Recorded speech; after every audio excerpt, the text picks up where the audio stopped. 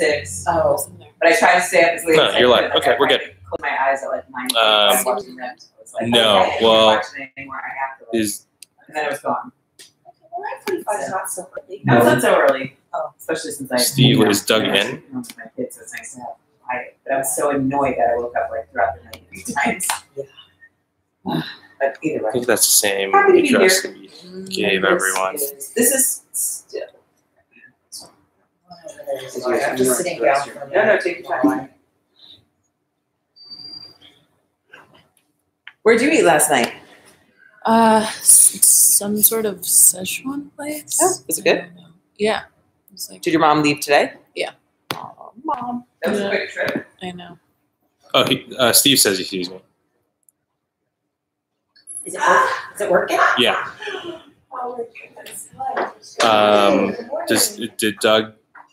I'm asking Morning. him. How are you? That's who he sees us. Oh, I'm definitely stealing a donut. I brought donuts. Up and they hear us too. Okay. What they do? Little guy cooks them. Well, it's Steve.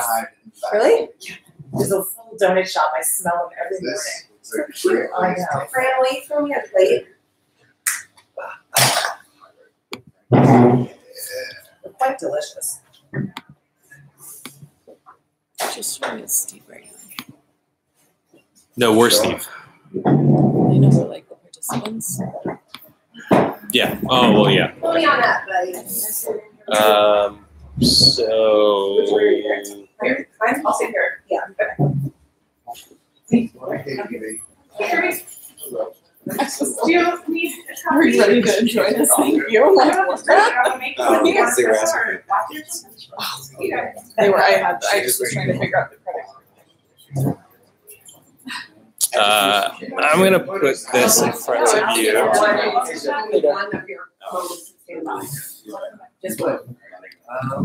Oh, are you gonna sit over here I or was over gonna there? stand. I'm probably here. gonna stand. Otherwise, Okay. I don't think anyone No, will be that's able perfect. to see me. So Right? let's see. I was just giving my feet a rest. Yeah. Can you please make it a flattering angle? Oh no, that's like a total double chin. You cannot.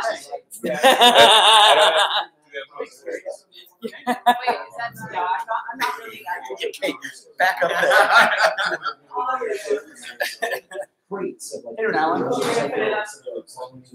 Wait, I need to stand really far away.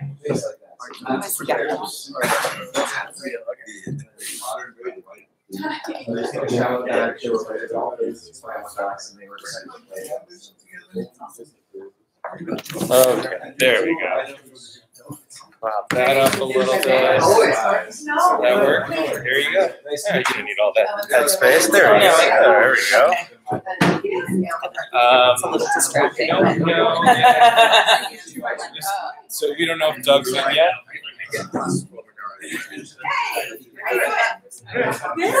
Feel free to pass these down if you think it's Doug's easier in. to get to. Looks like they're in. Good, how are you? I can't see them instead of myself. No, only they can see you. Oh. So there are 3 people in. I think Doug's in. There's the only 3 would be us, Steve, and Doug, unless there's more people. There's more. This is anyway. Yeah. He's left. You know? Yeah. Yeah. We can grab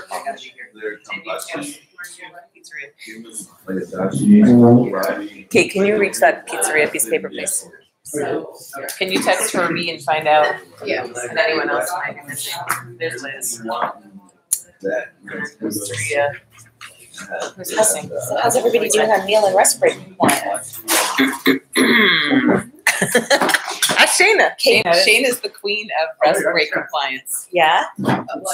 Rest break compliance. I'm gonna go on the side of you. So there's handouts for everyone to take in the middle. That's you, right? Yeah, that's me.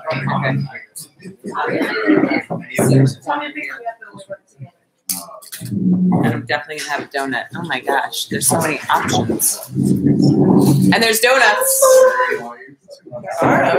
And Chick-fil-A apparently. Oh, look at Liz. Oh. Hi, Liz. Hi. You brought Chick-fil-A? That was nice. Wow. Oh my God. Oh my God. Is that actual chicken? I know. Or those like ham and cheese. Yeah. Oh, wow. Oh, my goodness. I guess we'll be well fed. Good for people to be well fed.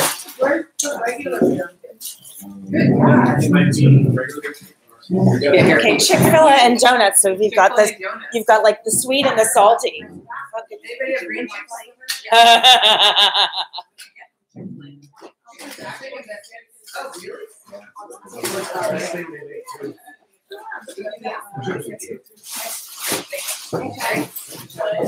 All right.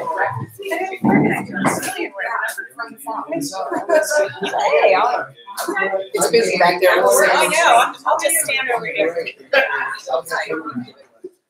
That was nice. Nancy, would you like a chicken biscuit? There was like one bag of Are you texting? Is that Osteria's? Where's Osteria's sign in? Okay. Can you just pass that down? Oh, and can you see who's missing and just text whoever's supposed to be here? Is Gerald's not here yet? I haven't seen Gerald. I just texted. That's everyone we're expecting from your place. Can you start like stay around? Jen Beach says she's in the second private. Can you text Gerald? Yeah. And anyone else on that list?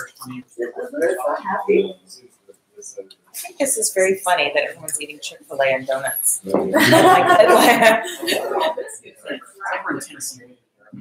it's just the most delicious food ever. And this is what, you know.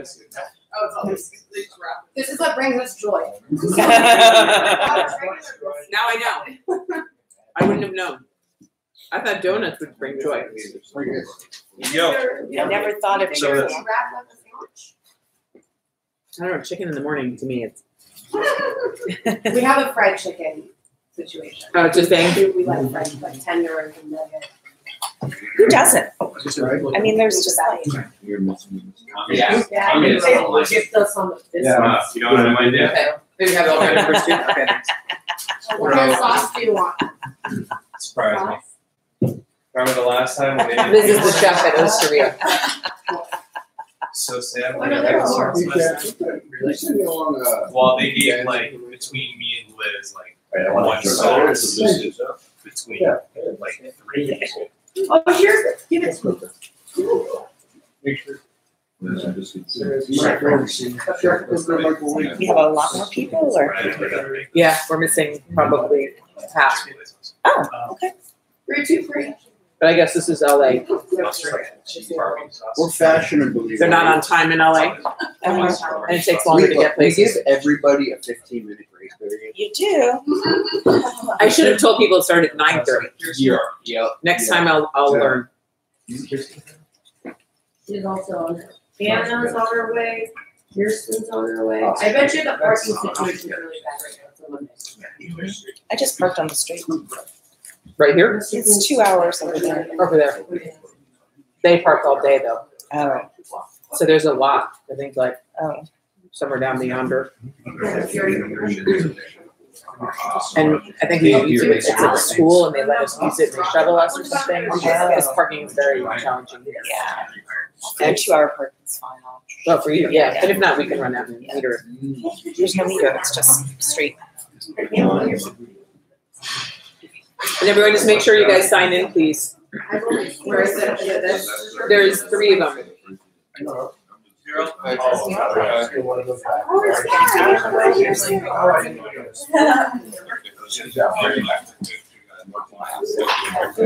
Champions. Gerald, how you doing? Wow. Anyone? Hi, Gerald. How are you? And did Newport log on yet or not yet? It's always. Francis, did they log on yet? Good to see you.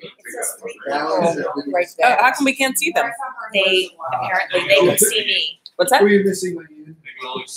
Oh, they don't have any on their end? Okay. You're like But did you confirm they can hear us? Steve, the My tech guy hand's said shaking. he can hear us. Oh, he's on. Great. You want to call it on Grandma really made quick? us get good for your house.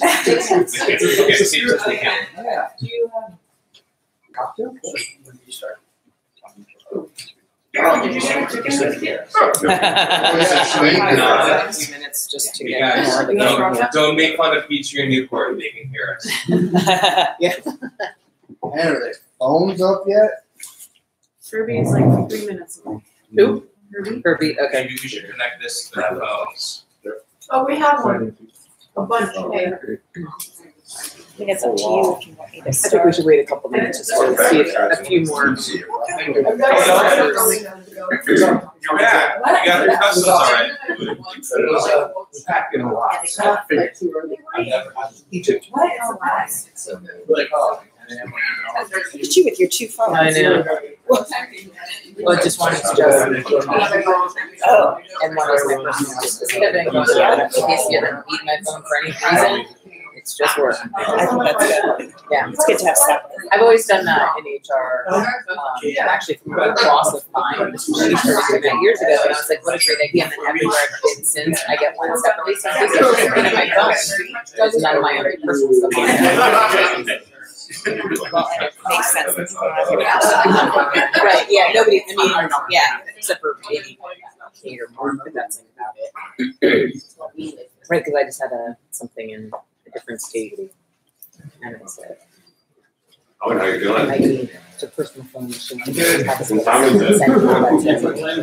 It's tomorrow. It's It's kind of weird. I tried to get back on schedule, so I went to sleep at 9 o'clock.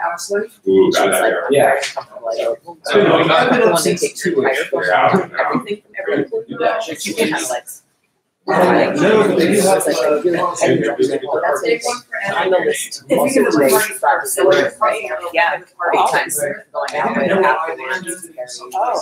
mean for you to cover. Just to cover that heavily. Yeah. Okay. Relationships. You're Everything on the pizza was You know, like, just it's like. We want to throw it at you? Something like that. Party crowd here, so. Yeah. I can't reach that far.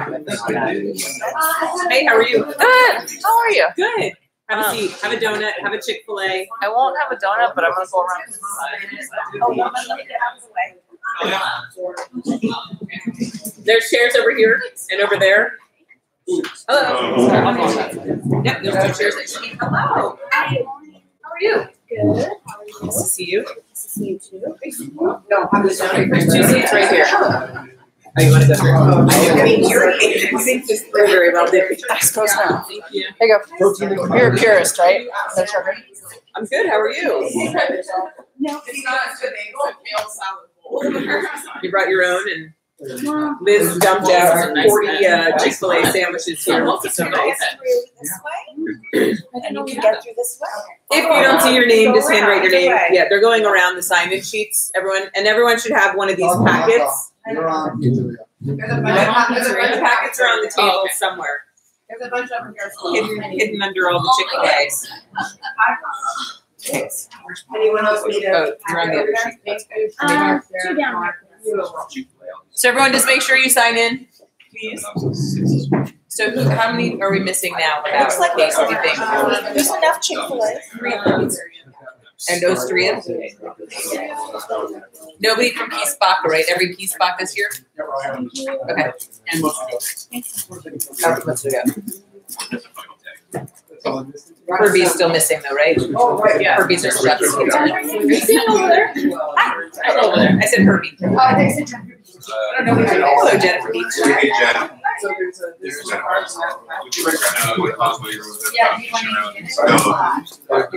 What do you need? Okay, we need a coffee down here. Can someone pass a coffee down here for this lady? Thank you. Just flat, Natalie?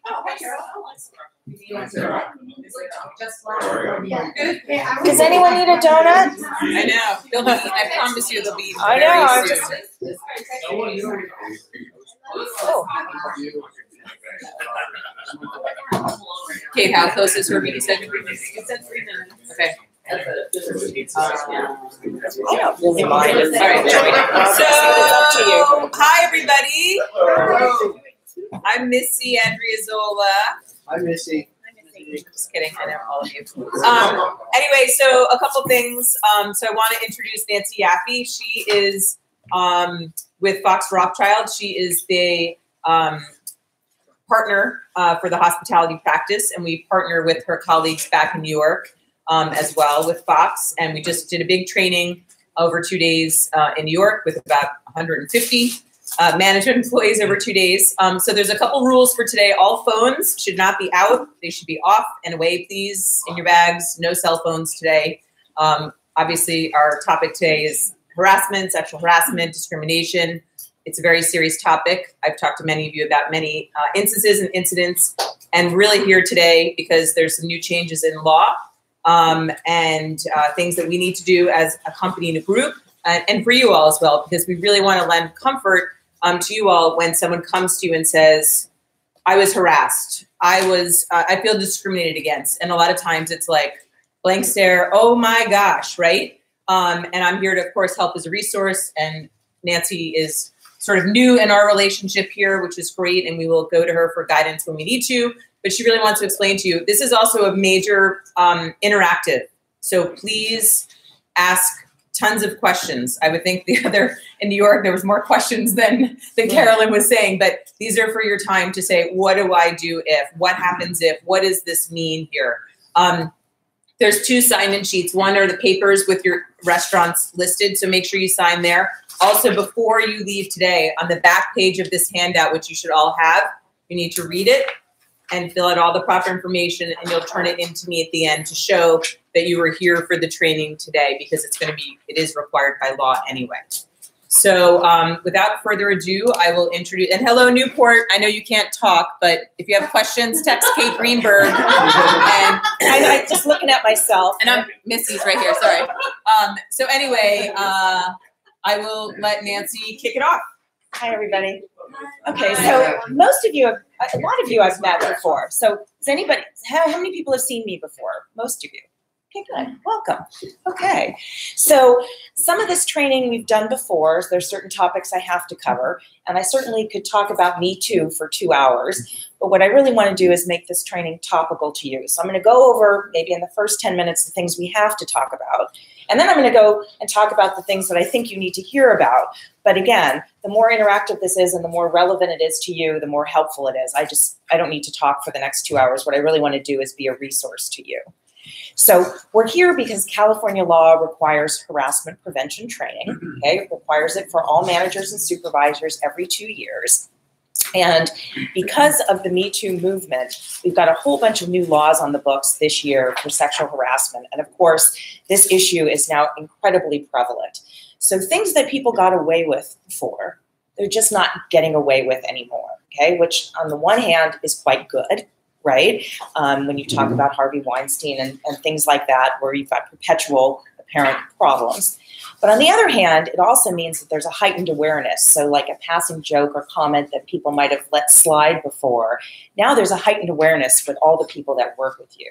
So everybody's got to be just incredibly careful, because in California, every manager or supervisor can be sued for harassment. So let's just say that again. All of you can be personally sued for harassment along with the company. Okay, so that means all of your jobs can be at risk if you do something that crosses the line, right? And it also means that all of you can be sued personally, which is kind of scary. So one of the most important things about this training is just to bring all these issues to light and make sure none of you become a target for anybody, okay, who is looking for a quick buck or is angry that they're being written up or disciplined or something like that, okay? This training is to teach you how not to be a target and how to make sure that you and the company have the best possible defense. Plain and simple. Now I've scared you all. Sorry. This is why I brought donuts. But I did get your attention. So welcome. Come on in. There's a chair right here. There's some chairs up here if you can get by. There's coffee, donuts, and Chick-fil-A. So anything a person could want in the morning. Okay. So you guys missed the scary part. Alrighty, so let's just talk about the company has a policy against harassment, That policy is in your employee handbook, which all of you sign upon hire or sign hopefully periodically at some We're point updating after again that. right now. Right. Welcome. That policy is going to encompass many more things that are ever going to rise to the level of unlawful harassment. Okay. So the policy is going to cover things that might be a stray comment or a touch or something else that's not going to be unlawful. For harassment to be unlawful, it's got to be certain things, okay? First, it has to be unwelcome. It has to be something the person didn't want and didn't participate in, okay? And it has to be targeted to them because of their sex or some other protected category, like their race or their age or their religion. So it's unwelcome conduct because of sex or some protected category that has an adverse impact on the work environment, okay? That impacts the way that people work. And it also has to be severe or pervasive. So it either has to be severe, something really bad, like a grab, a touch, an assault that we hear about more in the news, right? Somebody grabbing somebody against their will, touching some sort of body part in some sort of sexual way. Or it has to be pervasive. And pervasive, I think we all understand severe because most people realize you're not supposed to grab someone and grab their ass or grab their boob or whatever else, right? Or grab their privates, right? But it's a little harder on the pervasive because what we see in the news about a lot of people, and seems like less people are succumbing to Me Too claims now than they were maybe 6 months ago. But what we see mostly there is pervasive harassment. It is the constant belittling. It's the constant comments. It's the constant, touches or inadvertent, kind of microaggressions or any of those kinds of things that really impact people. And so just think about unlawful harassment either has to be severe or pervasive. And that pervasive stuff is a lot of the stuff we're going to talk about today because it might not seem bad in and of itself, but any of those little things are still going to be a violation of the company's policy, even if they don't rise to that level of unlawful harassment.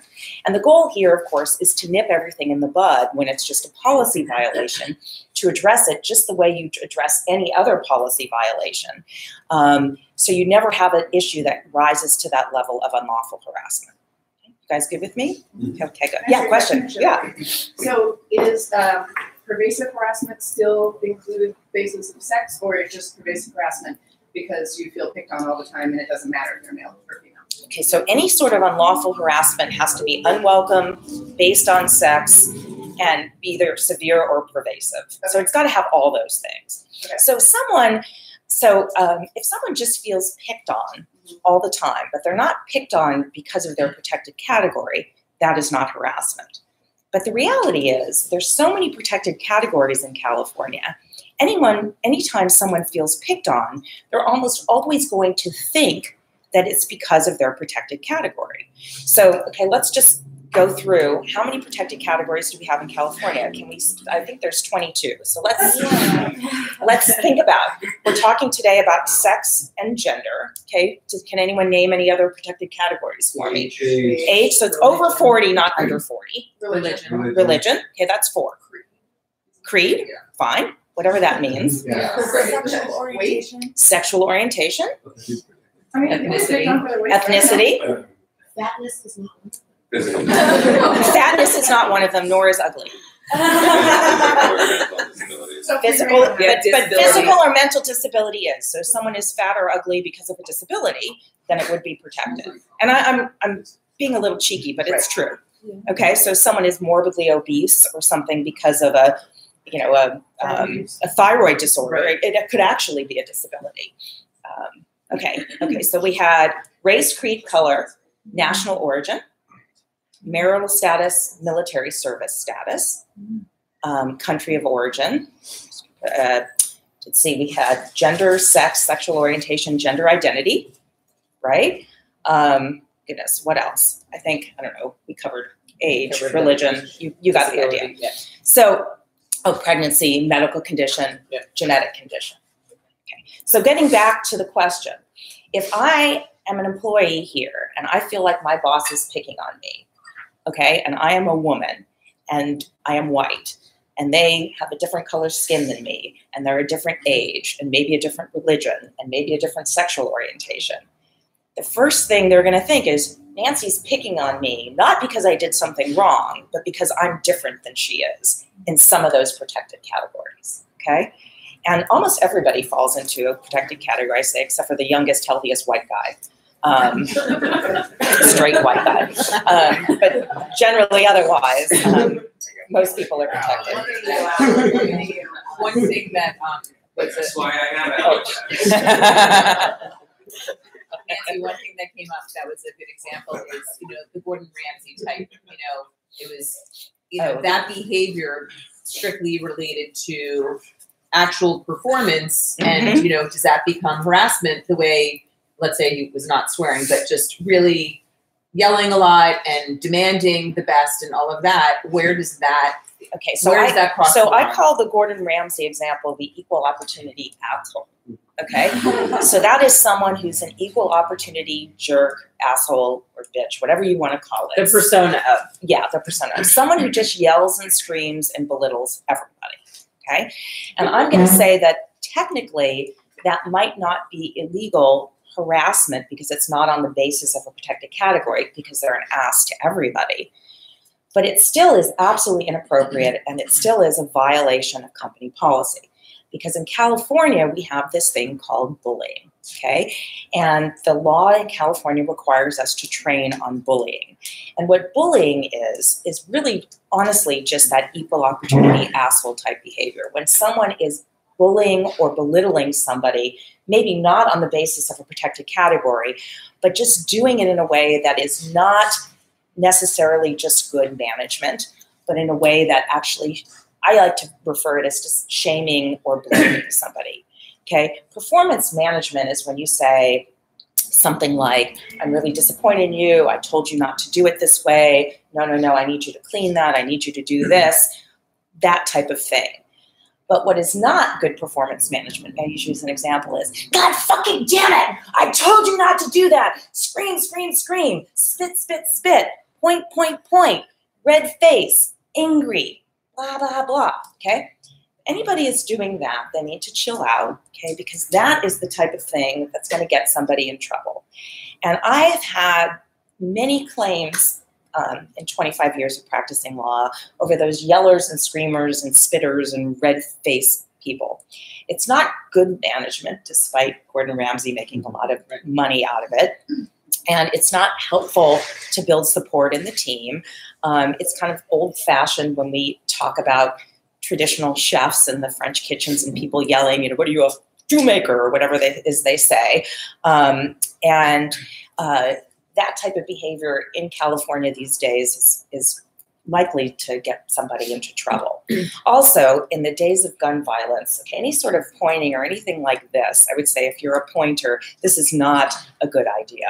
And I've had many issues where someone does this pointing thing or they do this or anything like that that's also considered pretty inappropriate and can be quite scary to people if they've ever had an issue with any sort of gun violence. So when I talk about the difference between bullying and good performance management, the difference is really, you always have to think about, if you did something wrong, how would you like your boss to address it with you? Okay, obviously they have to address it because everybody is entitled to good performance management, but you have to do it in a way that you'd want someone to do it to you, which does not involve shaming, blaming, embarrassing people generally in front of a group. It usually requires you to pull somebody aside in a respectful way and address that behavior and, of course, document it. Come on in. So there you have it. Okay, so questions? Yes. Quickly. Yeah. Is for, I guess, the victim, is that what you would say? Mm-hmm. Is the onus on them to prove that it's sex, religion, whatever, or is it on you to prove it isn't? Well, great question. You always, the burden of proof technically is on the person complaining, but in a practical sense, you have to have a good defense to it, okay? So as a manager, it's very, I guess you have to hold a mirror up to yourself, and you have to think about, okay, am I addressing this person differently because of some sort of protected category, or am I just addressing them because they've pissed me off, right? And because they're not doing what I've asked them to do, okay? And where managers very often get into trouble is they find somebody that is not doing a good job, who's not listening to them, and they tend to enforce certain policies against that person where they're not consistently enforcing those policies against somebody else. Okay? And if that person happens to be different protected categories, it can appear discriminatory, even if that's not the intention. So forgive me if I've given you guys this example before, but I had a restaurant client, upscale restaurant, very much like this, and they had a server in the restaurant who used to be in prior lives a manager, okay? And he realized he could make more money as a server than he could as a manager. And he had the best schedule. He worked Thursday, Friday, Saturday, Sunday. He drove a BMW. He had belonged to a private golf course. He made a lot of money because he happened to be a really good server. But he was also a little bit older, and he thought he knew everything. So he took every opportunity to make sure that the managers, who were probably 10 or 15 years junior to him, knew that he knew better than they did. And he would always be, he was always the agitator around. And everybody really hated this guy, even though he was a really good server, because the managers would tell him to do things and he'd correct them and say, no, I'm not going to do it that way. You should do it this way. What are you, an idiot, blah, blah, blah. And he also, his coworkers didn't particularly like him. He wasn't a very likable guy because he was very full of himself. And he had this one issue. I remember they had a wine tasting program, and during pre-shift, they'd all sip wines. And he actually was a recovering alcoholic. He was very upset because he thought people were drinking the wine. And he saw managers taking the wine and taking it back and drinking it, in the back of the house, when it left a table or certain things. So he complained about all this drinking issues, and the restaurant had to kind of institute all these other policies around drinking around it, which pissed everybody off. It pissed the managers off because they kind of got into trouble, and it pissed off the co-employees because they had to swish and spit, which they didn't. Nobody wants to swish and spit. It's stupid, right? But they were really angry about it. So what did they do? They used this opportunity to find fault in whatever this guy did. Okay, and all of the managers and his coworkers were looking for things that he did wrong to write him up for, right? So one of the things they wrote him up for was he was eating off the plate after it was brought in the back of the house. And this particular restaurant is a steakhouse, and the steaks are incredibly expensive. And, if some people doesn't eat any of it, sometimes people do, apparently. Everyone's making a face, but apparently I think it happens. People are hungry, and Victoria Beckham, orders it and doesn't eat it or whatever, and they think, she didn't even touch the steak. And this is $100 piece of Kobe beef. I'm going to eat the steak. And of course, people ratted on him, and then he got written up for eating food from the kitchen. But what is the first thing he says? Why me, and why not these three other people, right? And the manager, who didn't feel like she was discriminating against him, said, well, he was violating the policy, but he had a point. Why me, and why not everybody else? It was why me, because I'm a pain in the ass. But, given that he had a bunch of protected categories and everything else, he claimed it was for that reason, right? So when you get to the burden of proof, technically it's on him, right? And eventually he had been, it was a long series of issues with that very difficult person, but you always want to make sure you're being consistent and in enforcing your policies. So if anybody ever raises a question about why me and why not somebody else, and they think it's a protected category, you can say, no, I actually do the same thing for everybody.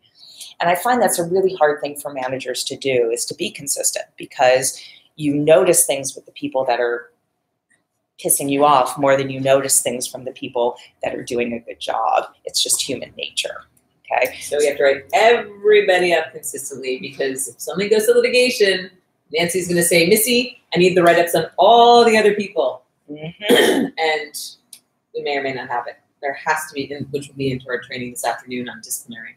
Yeah. So I think one of the problems that I feel that we face as a management team is oftentimes the people who we will notice their mistakes more than others. I would like to believe because they make more mistakes than others. Everyone's going to make a mistake. Everyone's going to bust a table with too few people, and we're not going to write everybody up for it because these things happen. But some people will do it consistently. Those are also the people who are going to consistently make other mistakes.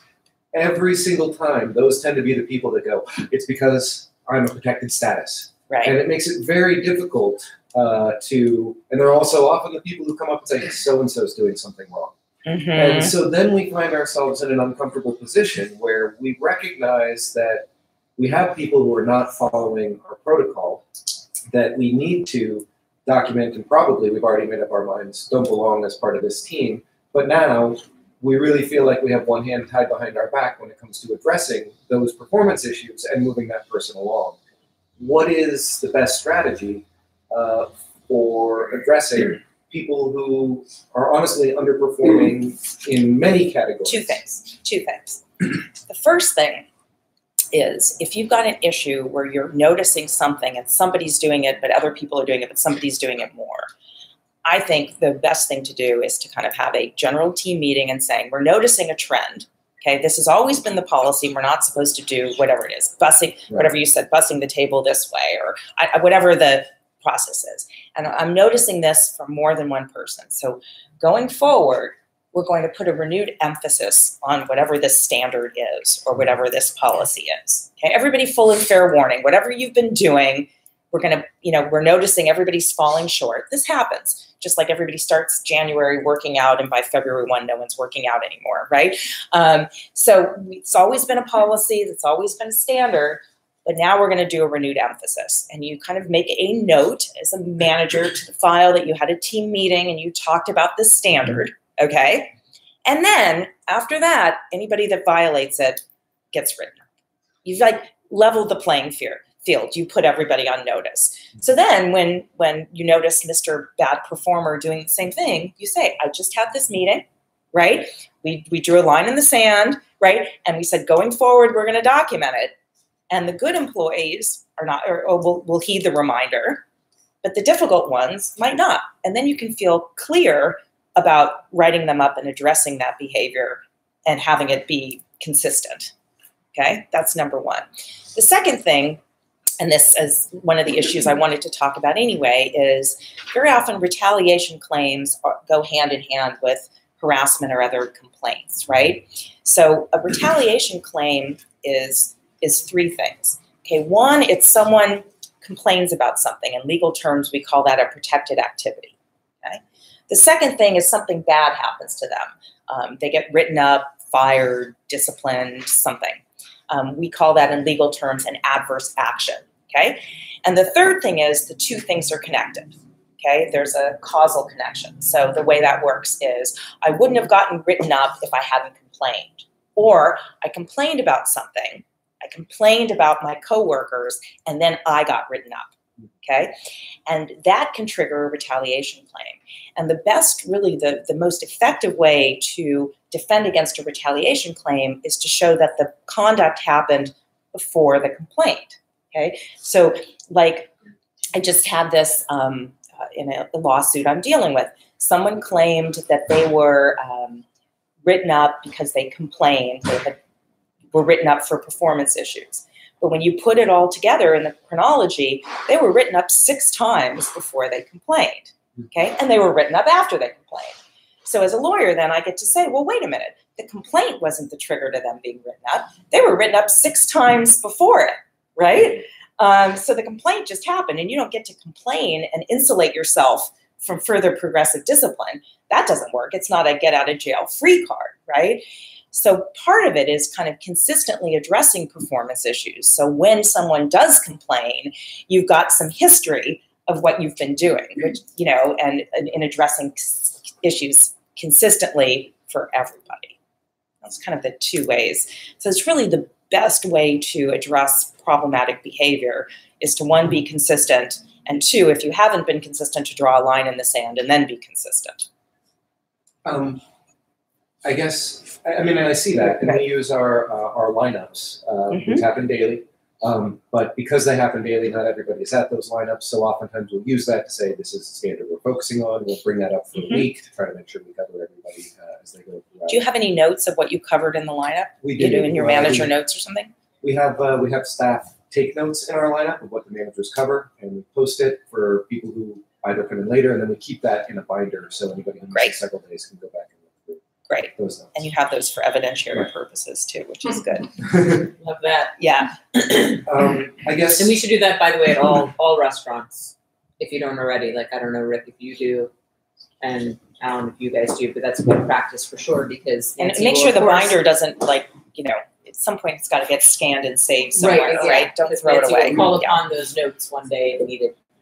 To be fair, I don't know that we're doing that. They may last a month or so and then get thrown away. But I'll put us on the schedule to make sure that we're Yeah. scanning those to a file before we Yeah. leave, maybe every month. Better, yeah. So what do we do about we talk about them like grenades? The person who knows that they're either under scrutiny or are making lots of mistakes will keep saying, "Oh well, so and so did this, so and so did that, so and so did this. I'm going home for the night." And then if you say, "Well, you didn't do your side work," they say, "Well, you didn't investigate all the things I told you about with other people.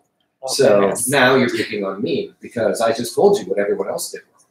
How do we address that? It's an interesting Like performance. those California employees. Yeah. I load a shotgun full of those They really 27 know protected everything. classes. And Yeah. parents, and which one of these covers my situation? So complaining about something or complaining about other people does not excuse doing your job. Okay, and so this is an interesting performance management challenge where you say, "Okay, I heard what you said, and I will look into it. But we're in the middle of service, and that doesn't excuse you doing your job. Okay, and I will look into it in due time. Okay, but that doesn't excuse you from doing your job." So I guess the question, and that's usually the response, I'm talking to you about this issue right now, and I'll address other issues at another time. But then the question is, do we have to do an investigation and write a full, like, I've got an employee who every checkout will tell me what 6 other employees have done wrong that day before he leaves. Do I have to write a paragraph about the investigation I have done? You all know who this is. You're all looking down and rolling your eyes. Interviews of other people who might have been witness and whether. Well, it's credible. I guess it depends if it's if they're real policy violations or not, and if it's a real consistent problem. I mean, if someone tells you that someone's stealing or giving away something or something that you think is, you know, a more serious concern, that you probably should look into it. Absolutely. Or if there's consistent things that this person is telling you that maybe merit with your independent look should be looked into, then yeah, I would. But, you know, again, if you let a problematic employee dictate how you're spending all your time, then that's not productive either. So there's a judgment call in that, in knowing, you know, who's doing what and how that is. And maybe sometimes I think it helps to put the notes in your management notes or somewhere where other people then on your team can be looking for the same issues to see if they can see what this person is complaining about independently, you know, and then and look at it on their own. Okay. Yeah. Okay. Good. How's everybody? Other questions? Thoughts? I guess we talked a little bit about bullying. I want to talk a little bit about, let's see. Okay, I guess I have to talk about the 2 different types of harassment. This is one of the requirements, so let's just go through that. Welcome. Do we have a chair? Right next. Oh. Right next time. Oh, good. Welcome. So there's 2 different types of harassment under the law. There's quid pro quo harassment, hostile work environment harassment. Quid pro quo is when a term or condition of employment is conditioned upon sexual or romantic interest. I used to say I didn't think this happened very much, but oh my goodness, I guess I was really, really wrong. Yes, it's prototypical Harvey Weinstein. You want to roll in this movie? Then you gotta, you know, apparently give me a massage and, you know, do whatever else, whatever. You guys have read about it. So. A massage from the waist down or whatever else. It's pretty gross. But in any event, I don't think I'm telling anybody anything they don't know, where I tell you that you can't do that as a manager, okay? That is absolutely illegal. If you do that to somebody that reports to you, if you condition any sort of term or condition of employment on any sort of sexual or romantic interest, that is absolutely sexual harassment, and you can be sued and the company can be sued, and there's no defense to that. And it's just interesting. There's been some changes in the law this year that are just for your own knowledge about ways people used to get around this rule. So now the law has been broadened to say that if you're a contractor in a workplace, you can also sue under California employment laws, even though you're not technically an employee, because lots of times vendors and contractors perform services, and they could always sue their employer and the host under a joint employment theory. But now they can sue directly, I guess, the host under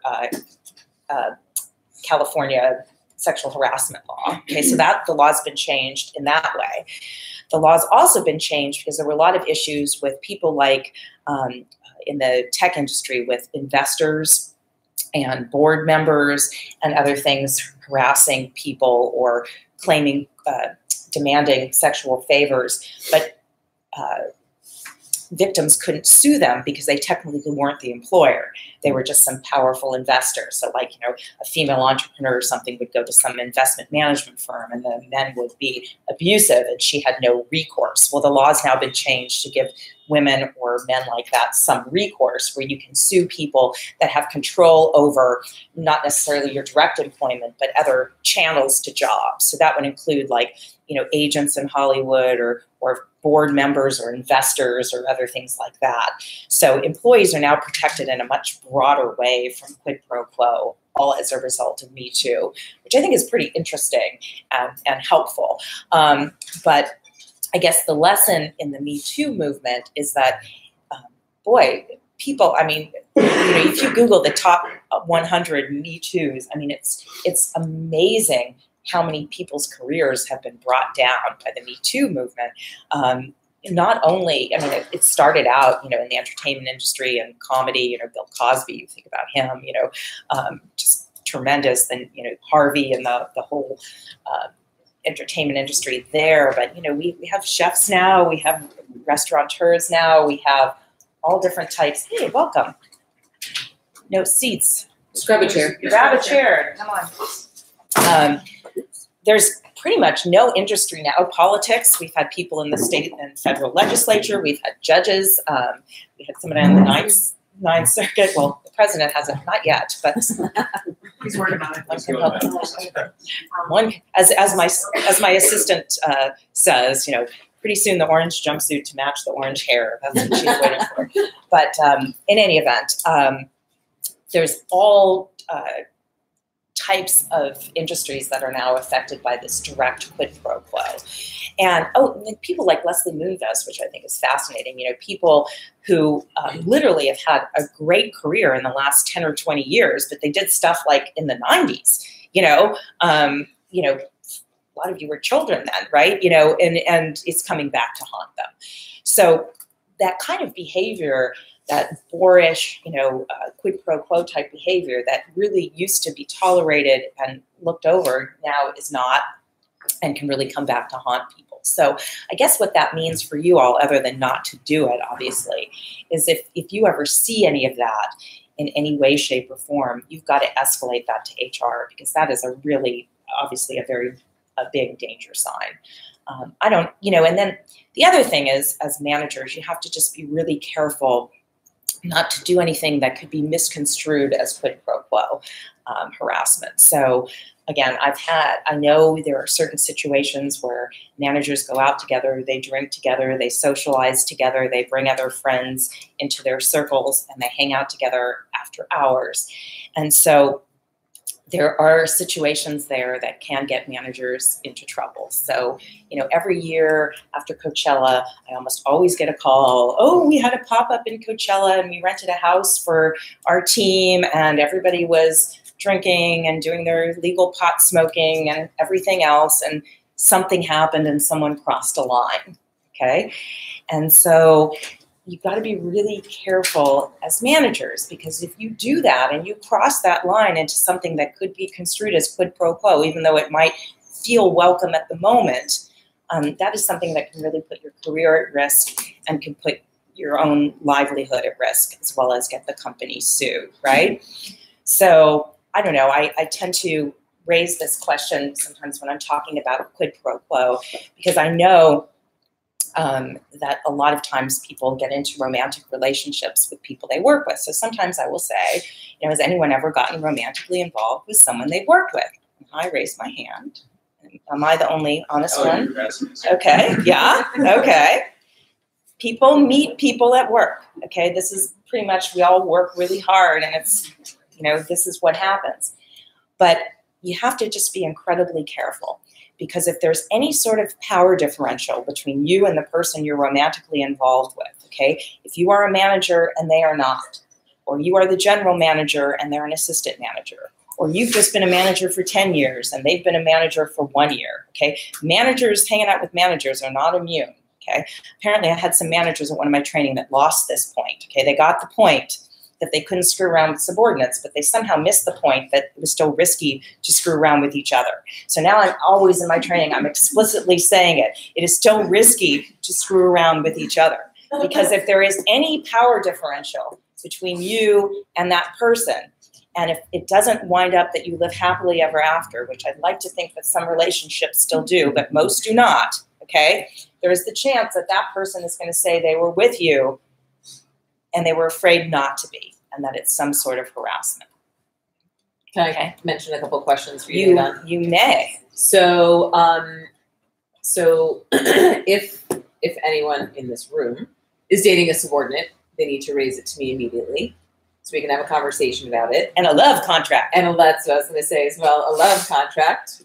It's also hard because if you're moving restaurants, it's like, oh, okay, you work here, now you work 10 yards away here if we were to move between the restaurants, and they were all under one roof. But I just want to share the importance of that, because it's a protection of yourself, right? So if you are dating a subordinate, we're protecting you here. If you don't share, we can't really protect you at all if we didn't know. So just, I'm here for 2 days. I'm around to talk if you'd like. It's better to self-disclose than to be outed. Exactly. Okay. The other thing I wanted to talk about, because I've had some cases in New York about it, is so, as much as we don't like management to go out for drinks and be in those house party or any kind of situations, sometimes it happens. The recommendation is have a drink, say hi for 15 minutes and leave. That's the recommendation. Maybe not be the case, but what happens when they either, Alan witnesses 2 employees inappropriately, or the next day one of the employees calls and says, I was assaulted sexually by another employee, but Alan, you were with, and I'm only calling anyone, you were there, you saw, didn't you see it? You were there, and then the liability of the restaurant when things happen. Or Alan wasn't there, but 2 employees go out after work, and one was assaulted, and these are cases that I've dealt with as well. But just want to sort of share the really severity of being a witness or not being a witness. But when 2 employees do complain or say I was assaulted outside, so let's unpack break it down. Let's unpack that very rich hypothetical. Right. Okay. So, but actually, it's happened. So, and unfortunately, okay. So, number one, let's talk about the standards of liability. If a manager harasses a subordinate, okay, and it's any sort of power differential. So again, it can be general manager, assistant manager. It can be, sous chef to cook, whatever, okay? In California, we have a rule, and it's called strict liability. That means the company and the individual are strictly liable for harassment of a subordinate. It's strict liability, automatic liability. There is no defense to it. It's not 3 strikes, you're out, you get 1 freebie, 1 free slap, pinch, whatever. It is strict liability in California. That's one of the reasons why we do this training. There is no defense to that power differential type of harassment in California. So that means as managers and supervisors, you have to be very careful. Your other duty as a manager, other than not to harass, is to take proactive steps to prevent harassment from occurring. It is part of your duty to take proactive steps to prevent harassment from occurring.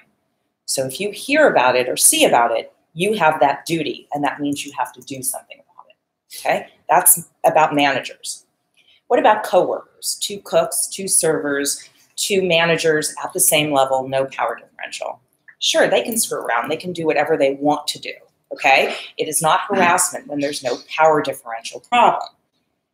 But it can become a problem if managers see it or hear about it and don't do something about it, okay? So if you hear a rumor that 2 cooks or 2 servers are doing whatever, but it's consensual and it's not a problem, it's really not your business. But as soon as someone comes to you and says, I think it's a problem or it's impacting the work, then you do have to get involved, okay? So let's take that standard to the after hours party situation. You're in an after hours situation, people are drinking, getting a little silly, right? Or getting a little looser than they might not be. You see 2 employees, hold hands and go off in a room together, whatever. They're 2 employees, they're at the same level. It's probably not an issue. But you see 2 people going in a room together and one of them is the general manager and one of them is a server. Okay, that's a problem. That is a problem. Now, do you have to barge the door down? It would probably be nice to knock and get the general manager out of there. But if not, you still have a proactive duty to do something about it. And when you don't know what to do, the best thing to do is go to HR. Okay? If you're not sure what you saw or what happened or whatever, the best thing you can do is go to HR and let them help you look into it, because it's not your job to be the investigator or to figure it out. And what happens is HR is the conduit of all knowledge, right? Or at least they should be if things are working right. So maybe you tell them something, and for all you know, that manager's been written up twice before, and this is, now they're not heeding that warning. Or maybe this is just something that Missy keeps in her head, and if she hears something about it again later, then all of a sudden it's 2 issues or whatever. But she can decide the right way to handle that situation. You do not need to directly stop a situation. That said, if you do see a situation that you think is arising to the level of assault or something inappropriate, yes, you do have to have a proactive duty to prevent harassment from occurring. If it's not ambiguous in some way, you do have to step up. The other issue from that hypothetical is that very often people think that if it didn't happen at the restaurant, it can't lead to a hostile work environment, right? So obviously if something happened here, it can lead to a hostile work environment, but it happened when 2 people voluntarily went out together to a bar, or 2 people voluntarily went to a football game, or 2 people voluntarily went to a beach, or a group of people went to Chick-fil-A for a midnight snack, or whatever it is they did. Okay, there is no off-property exception. Okay? Anything that happens about harassment issues, it doesn't matter if it happens on Facebook or Instagram or at Chick-fil-A or at the bowling alley or in someone's bedroom, it still matters. Okay, and that is complicated because very often people share phone numbers, they friend each other on social media, they do all of these things, and they don't realize that those things can contribute to a hostile work environment claim. So just kind of a blatant example. Think about it. Let's say I have several guys that work for me, and I do. And let's say one of them's coming to a training with me the next day, and he says, "Nancy, what's the dress code?"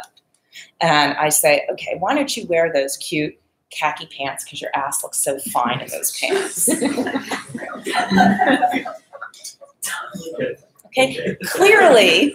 Even if he texted me that because I gave him my number so we could meet up and figure out where to park, okay, there is no off-property exception. That is not acceptable. I can't say that to someone that works for me. That's going to make him uncomfortable, even if I did it on the phone or by text or not at the office, right? Even if I meant it as a compliment, right? Because he works out or whatever and he's got nice buns or whatever. That is not, it doesn't matter. It still impacts it. So, I think that this is so right because we get so many claims that arise outside of the work environment. And there's just somehow this kind of haze that goes over people where they think it doesn't matter, it was outside of work. But you can't, that's just not a defense to any kind of harassment claim. It can't be. Right? Because of course it can have an adverse impact on the work environment. It doesn't have to happen here, right? I mean, just think of Harvey, and it happened at the Peninsula Hotel, right? Or the Four Seasons, right? It didn't happen on the movie set. That doesn't matter, right? It's still harassment. So I know people are going to go out together. I know that they're going to go out and drink together. And I know people need to blow off steam. I get it. Other people can tell you not to do that, but I know you're going to do it, just like I know people are going to screw around with each other. I can tell you not to. I will tell you that it's risky behavior. And if you're somebody that likes to have informal relations or sleep with lots of people, that it's a very risky behavior when you're a manager to do that with people that you work with. I'd say that it's probably a much better idea not to do that with people you work with. Sleep with any other restaurant employee, just not one of ours. Right. That's the recommendation. We have the Any other restaurant but this group. don't get your meat where you get your bread. Don't fish off the company pier. Don't dip your pen in company ink. I don't know. Anybody have any other ones? Don't shit where you eat. Don't shit where you eat. Thank you. You know, and I'm sorry to be so crass, but it's just important because again, there's such a spotlight on these issues now. You don't want your career derailed because of a harassment claim. I mean, just think how embarrassing that would be. And, you know, I know you all work really hard and you don't want to get derailed over, you know, having too many glasses of wine and saying something stupid to somebody or making a pass at somebody. And then all of a sudden you've got to resign and it's just, you know, embarrassing and all of that. Or even worse, go home and say, hey, honey, guess what happened? I got sued today. You know, you Google my name and now I'm, you know, a defendant in a lawsuit. And again, in California, the employees will sue you and the restaurant group. They don't just sue the restaurant group. They like to sue the manager. So when people Google your name, it comes up in a lawsuit. And even if that lawsuit is ultimately settled or dismissed, people still see it. Those things are out there for public consumption. So, you know, your best strategy is really to avoid being a target, you know, as much as you possibly can, okay, with safe behavior. So, if people like to go out after work and they like to drink and they're doing it with people they work with, I like the one drink and leave rule, okay? The other rule that I often tell people, and I might have told this to you as well, is my one wine, one water rule, okay? So if you're in a work-related situation and you're going out and you know that you need to not get loose, make sure for every alcoholic drink you have at least one full glass of water, if not two. Why? You'll have to get up and go to the bathroom. You can tell if you're getting too drunk, it will slow you down. And if if you're at some nice dinner or if you're at some party, it's a very good tip. One wine, one water, even better. One wine, two waters helps you. Don't drink it all. But if you want to drink, that's okay. White wine, red wine is healthy in small proportions, right? So I just say be really, really careful. You just don't want that target on your back. Did I get all your issues? You did, and two things came up in that. So let's talk about compliments. So, manager or employee to employee saying, I tell you every day, oh, I love your glasses, your skirt is so pretty, but I don't tell Kate every day. Or I'm only telling the women and I'm a man. Or, I'm always, oh, it's so good to see you every day. And I'm sorry. But there's a lot of that. We've had people here, employee to employee. Oh, I feel very uncomfortable now because, Bobby Joe is always telling me that I look pretty, but, he's not telling all the other girls. And that line of compliments, managers to subordinates and employees to employee, because it happens constantly. So we all know that when a compliment feels good and genuine and when it feels icky, right? So someone can say to me, Nancy, I like the skirt. Great. Or Nancy, your ass looks fine in the skirt. Okay, it's different. It's different. Nancy, I like the skirt. Or you look hot in that skirt. It's different. Okay, so one of it is the way it's said and how it's said, right? The other thing is, I don't know if any of you seen, but the whole Me Too thing started with Gretchen Carlson and Fox News. And her original complaint, the one before she got fired and everything else, was that her co-host, Steve Doocy on Fox and Friends, belittled her. You guys know who I'm talking about. Gretchen Carlson is the one that ultimately brought down Fox News. Nicole Kidman's going to be her in the movie, right? is it Nicole Kidman? Margot Robbie, one of them. Anyway, so what she said is that Steve Doocy perpetually belittled her and complimented her on the air. So you can Google Gretchen Carlson and Steve Doocy, and there's like a YouTube compilation of him saying, "Oh, Gretchen, you look so pretty today. Oh, I love you in pink. Oh, Gretchen, you look so hot. Oh, Gretchen, that's a great skirt. Oh, look at your legs." Like every day it was some sort of compliment that in and of what? On air. On air. He did it on air. "Oh, don't you look pretty today? Oh, isn't your hair great? Oh, what a lovely dress. Oh, look at how good your legs look. Oh, blah." Whatever it was persistent compliments, just like we're talking about. And she used that in part of her ultimate lawsuit and her complaint that it was a hostile work environment, starting with these perpetual comments. She also claimed that Roger Ailes, the president of Fox News, did the same type of things to her. He made her stand up and turn around so he could look at her outfits, that when men came in the room, he'd stand up, but when women came in the room, he'd stay seated, so they'd have to bend over, and flash cleavage at him and stuff like that. And when we're talking about compliments, it goes back to what I said early on, where harassment can be severe or it can be pervasive. So those sorts of pervasive compliments that are directed just towards one person in a way that one of them might be fine, but if it's someone being targeted for those sort of compliments in a way that's starting to feel icky, that can be part of a hostile work environment claim. So someone comes to you and says, someone is persistently complimenting me in a way that just doesn't sound right. That is an issue that as a manager you need to take steps to address. And because being unwanted is one of the qualifications for harassment, if somebody does not come to us and say that, you were making the point that if someone is always complimenting one person but not other people of one sex and not everybody, and nobody comes forward and says, "Hey, it's really making me uncomfortable that so-and-so keeps talking about my outfits." When that happens, there seems to be kind of an obvious way forward. We can say, "Thank you for bringing it to my attention. I'll speak to that person," and we can say, "This is making so-and-so, or this is making our work environment unsafe." It's like unwanted attention. Right. It gets to the point, it's not just the compliment, it's the unwanted attention to something that's just too personal to them. If somebody doesn't complain, and we notice, Missy's always complimenting Elias's hair, but never anyone else. And we see it all the time, but Elias seems okay because he hasn't said anything. Is that not our business, or is that something that... So let me pull a lawyer on you and answer your question with a story, which us lawyers like to do, and see if the answer becomes apparent. Let's say you have guests that are sitting at the bar or drinking a lot, and they have a female server, and you notice that the guests are getting a little sloppy, and maybe they grabbed the server to touch her by the arm, to pull her close to them, or maybe as soon as she walks away, they said, "I'd like to do her, take her out the back," or whatever, and you hear stuff going on. And let's say you pull the server aside and you say, "How's it going with that table?" And she's like, "Oh, it's fine. Are they getting too rowdy for you? Is everything up?" No, I'm good. I'm good. I'm handling it. Yeah, I'm fine. Okay.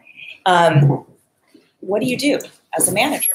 Is that good enough? If she says, "I'm fine, I'm handling it," do you have to step in? Yes. Okay. So let's say you don't step in. Let's say you just leave it at that I asked her and she said it was fine. Then she finishes the night, she gets her tip because she was likely doing it to preserve her tip. She goes home and she tells either her mother or her boyfriend, "Okay, I had this issue at work. I had these guys that were saying that they wanted me to take me out back. Okay. And one of them slapped me and one of them grabbed my arm." And the mother or the boyfriend says, "Well, what did your manager do?" "Well, he asked me about it, and I kind of brushed it off. But the more I think about it, I'm really upset. What do you get the next day? Either a call from the mother, the boyfriend, or the employee coming in sobbing saying, "This thing happened last night and I told you about it and you didn't do anything."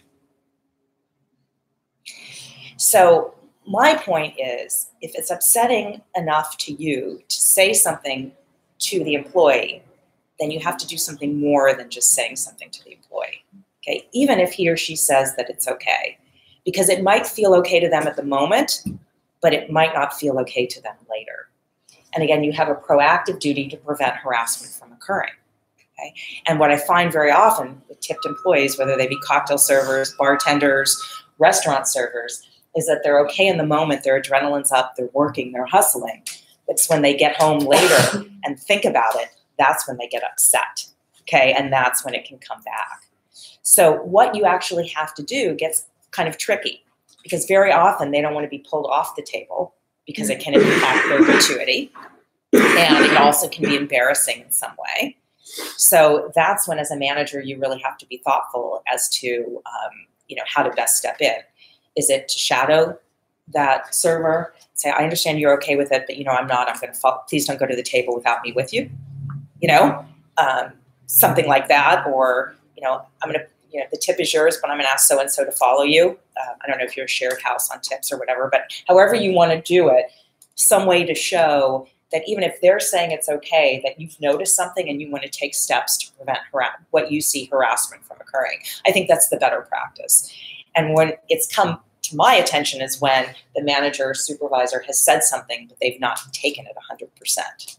Okay, they've stopped too little. I'll even say that, and we had a big conversation with this in New York as well, and Joe and everyone else were in the room, and there's no guest that's spending enough money that a lawsuit isn't going to cost a gazillion times that. So you speaking to the guest, which is very uncomfortable, is, hey guys, tone it down here. You're making whoever feel uncomfortable, or at some point, if it's really egregious to the fact that you have to ask them to leave. And there's no guest here. I don't care if it's Brad Pitt or Cindy Crawford or whoever else. It's not worth any money, because the publicity would be 1,000 times worse, and it will cost millions of dollars in a lawsuit if we don't protect the employee, no matter who it is, to say, we're a private establishment, we can serve who we want, to ask them to leave. It's just, we always have to protect the employee. And on that note, this was another interesting thing that came up. Let's say a group of Muslim men come in. They refuse to be served by a female server, and Kate happens to be assigned to that section.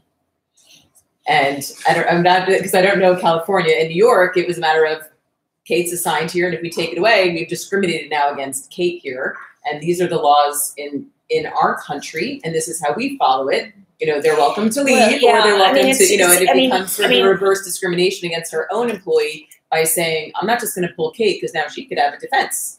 Yeah, I would tend to agree. Yeah. I mean, think about how offensive it would be if a group of, white ladies came in and said, I'm sorry, that African-American server, right. I won't have him serve me. I mean, you can't possibly say no. I mean, you can't possibly say, I'm sorry, yeah, I'll swap him out. You only want a blonde woman. I mean, you can't do that.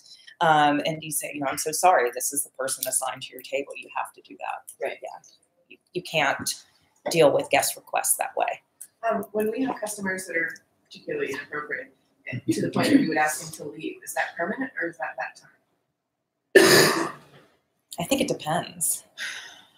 I mean, what we usually do is flag a note saying, they're not welcome. I mean, we've done that many times in New York. I mean, it's, I think it would have to be something that was really like a grab ass or a physical or something that's really inappropriate, that we would want them back again to make them feel uncomfortable. Because again, I think the lawsuit, the liability of allowing them back to do it to then the next female server makes it, worse, where we'd be calling you again and saying, oh, guess who came in again? And now it's, the next server and so on. And I know it's a really awkward and hard thing, but at the end of the day, ownership is in full support of it. It's just not worth it. No matter, people need to behave. I mean, just because they have money and just because they can afford to eat here and do whatever they want doesn't mean they have the right to violate the law or make your workforce uncomfortable. I mean, again, that's the whole Harvey Weinstein problem. These, a lot of the, and I don't want to bash the men. There are women that harass too, but a lot of these very powerful men, and Me Too, that have been taken down, thought that the rules didn't apply to them because they had so much money and so much power. Okay, well, the rules still do apply to everybody, regardless of money or power. And what goes around comes around. And if it hasn't come around to them and they've had 25 years or 30 years of success without it coming around, well, they better be thankful for those years, because let's, Google people taken down by Me Too, and the list grows. Yeah. And it's vast and wide, right? So. And by the way, Carolyn said, anyone who then walks out and says, I'm going to sue your restaurant, she's like, I will take that case on. You can threaten all you want to sue us, but The guest, in our right? the Yes, guest. yeah. We're a private establishment. We're in our rights to serve who we want and who's asked for. Well, and to take steps to protect your employees. I mean, you actually have to do that. You have to do it. And your employees are going to expect it, because they're all, very well versed on the law in California. Yeah. Shocking. Another thing that Shockingly. you brought up, which is also very interesting, is social media, right? So I'm a hostess here. I have a public profile that anyone could follow me.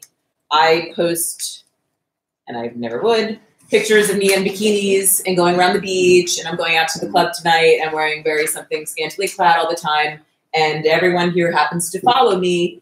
And then the next day I come into work, and Dahlia says to me, hey, by the way, all the guys are sharing your photo around, and now they're talking about you. Now, what is my right? And I feel like I'm in a hostile environment. But even though I know this is like a real thing, though, that even though I have a public and I allow anyone to follow me, but now where does the line draw that I can complain and say, hey, Alan, I'm hearing, because this is like really, this is, what did you say? Unprotected. They're still protected from harassment at work, right? Yeah. So just because someone posts bikini pics doesn't mean they're inviting their work colleagues to make them uncomfortable at work. Now, a more mature person hopefully would not befriend people one works with. I mean, I'm a big fan of personal and private and working privacy settings. I prefer managers not to friend their subordinates on social media, and I prefer that any sort of bikini pic, drunk pic, marijuana pic, or whatever be private with a very discreet group of people. If even you want to post those things, and in this world, I'd probably say not a good idea. But if you want to, I think you've got to figure out your privacy settings. But for somebody who posts something and then is unhappy with the attention it's bringing him or her at work, you can address the people bringing it to the attention, but you also have to address the person to some degree. But again, just because someone does something crazy in their personal life doesn't mean that they can be harassed at work about it. But that's the hard one. Yeah, we had a case in one of the restaurants in New York. With this exact thing is she posted pictures and all the men were then, and she had no idea until someone said, hey, by the way, you know that everyone is talking about you in that picture in your yellow polka dot bikini. So it was like a real thing.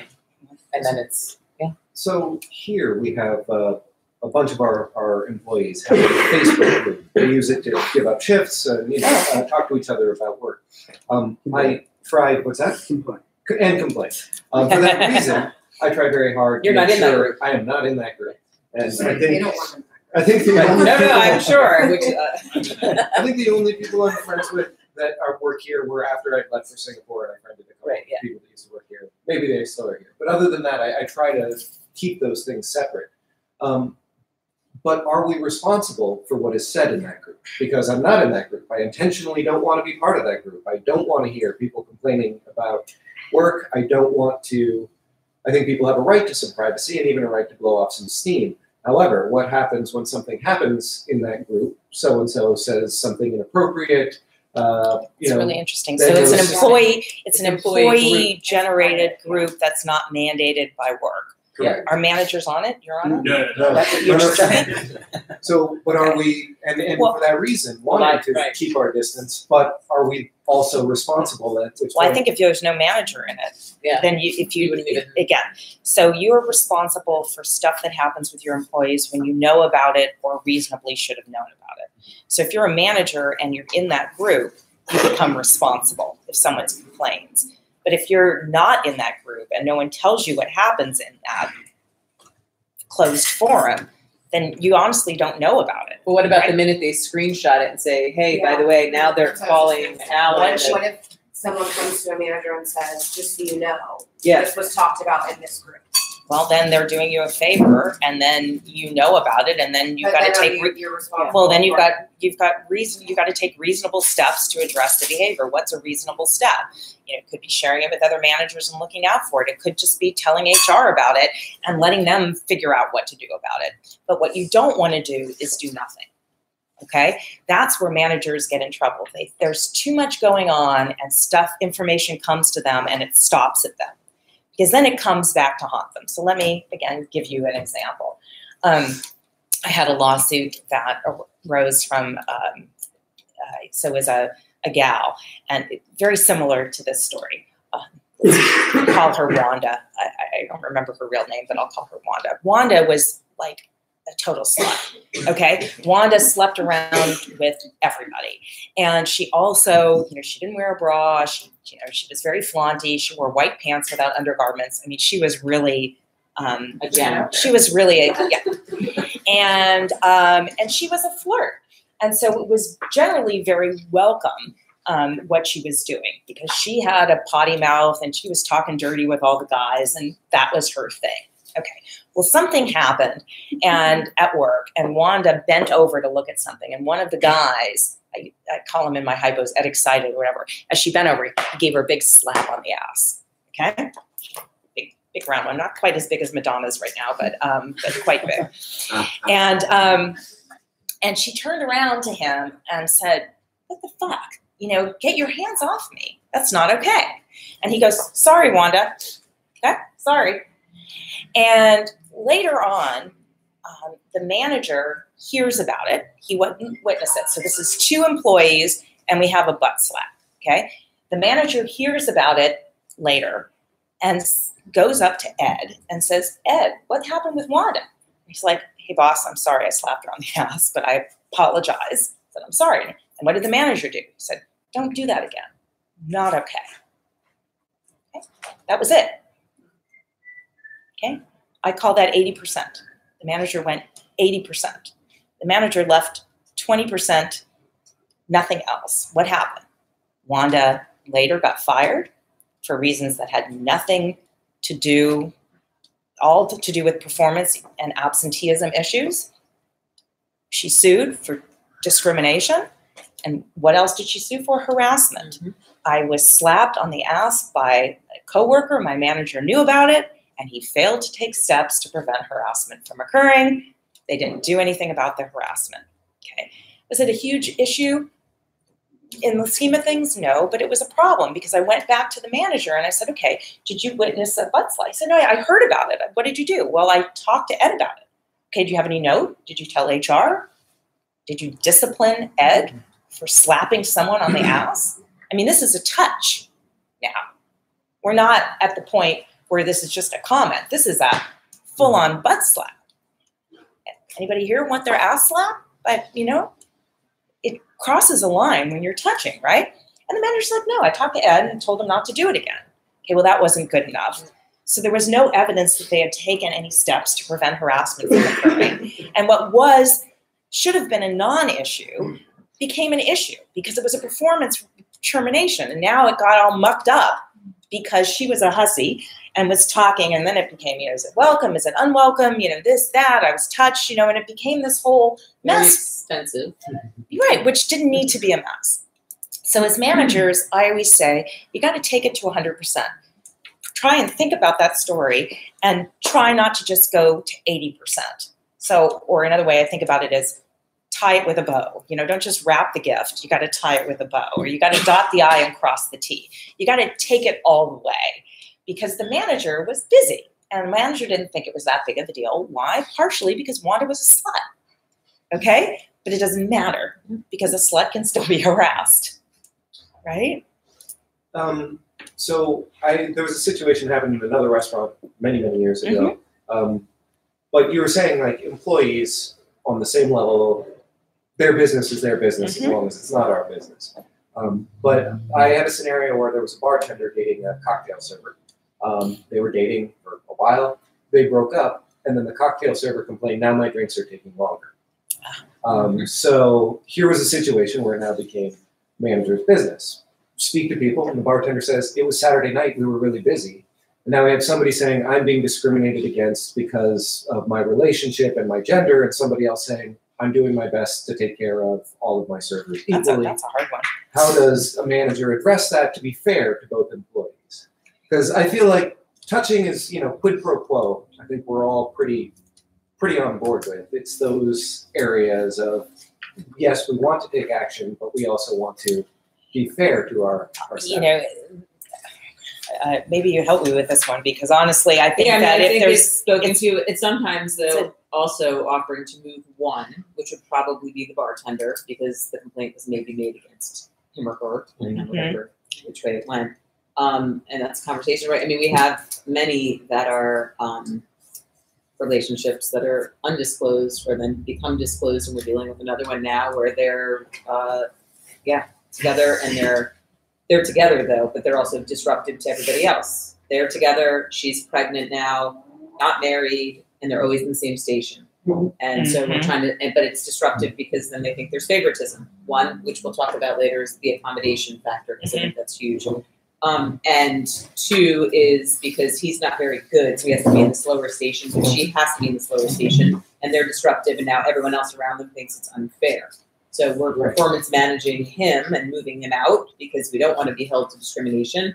But her, obviously, we're going by the book on accommodation with her disability of pregnancy, right? So, but it becomes, I think there's conversations that it's disruptive to the point where maybe one moves. Yeah, I think you look into it, you talk to the bartender, you talk to her, you see if it's an ongoing issue, you observe it yourself. Bring them together too, and have a conversation with everybody, because it can become very disruptive, because now they're both bad mouthing each other in front of the whole thing, and then everyone's really around them as well. Right now, but no matter what happens, good or bad, it's all related to that. Yeah. And that's more, you I don't know. I think that I've also had that situation where people that are dating want to be in the same station, and it gets disruptive to other people, and I think it's better to break them up. Absolutely. Yeah. Actually, this question's more for Missy. Since we're technically 3 different restaurants under one group in the same corner, like a manager from like the Osteria shouldn't be dating a server of the pizzeria.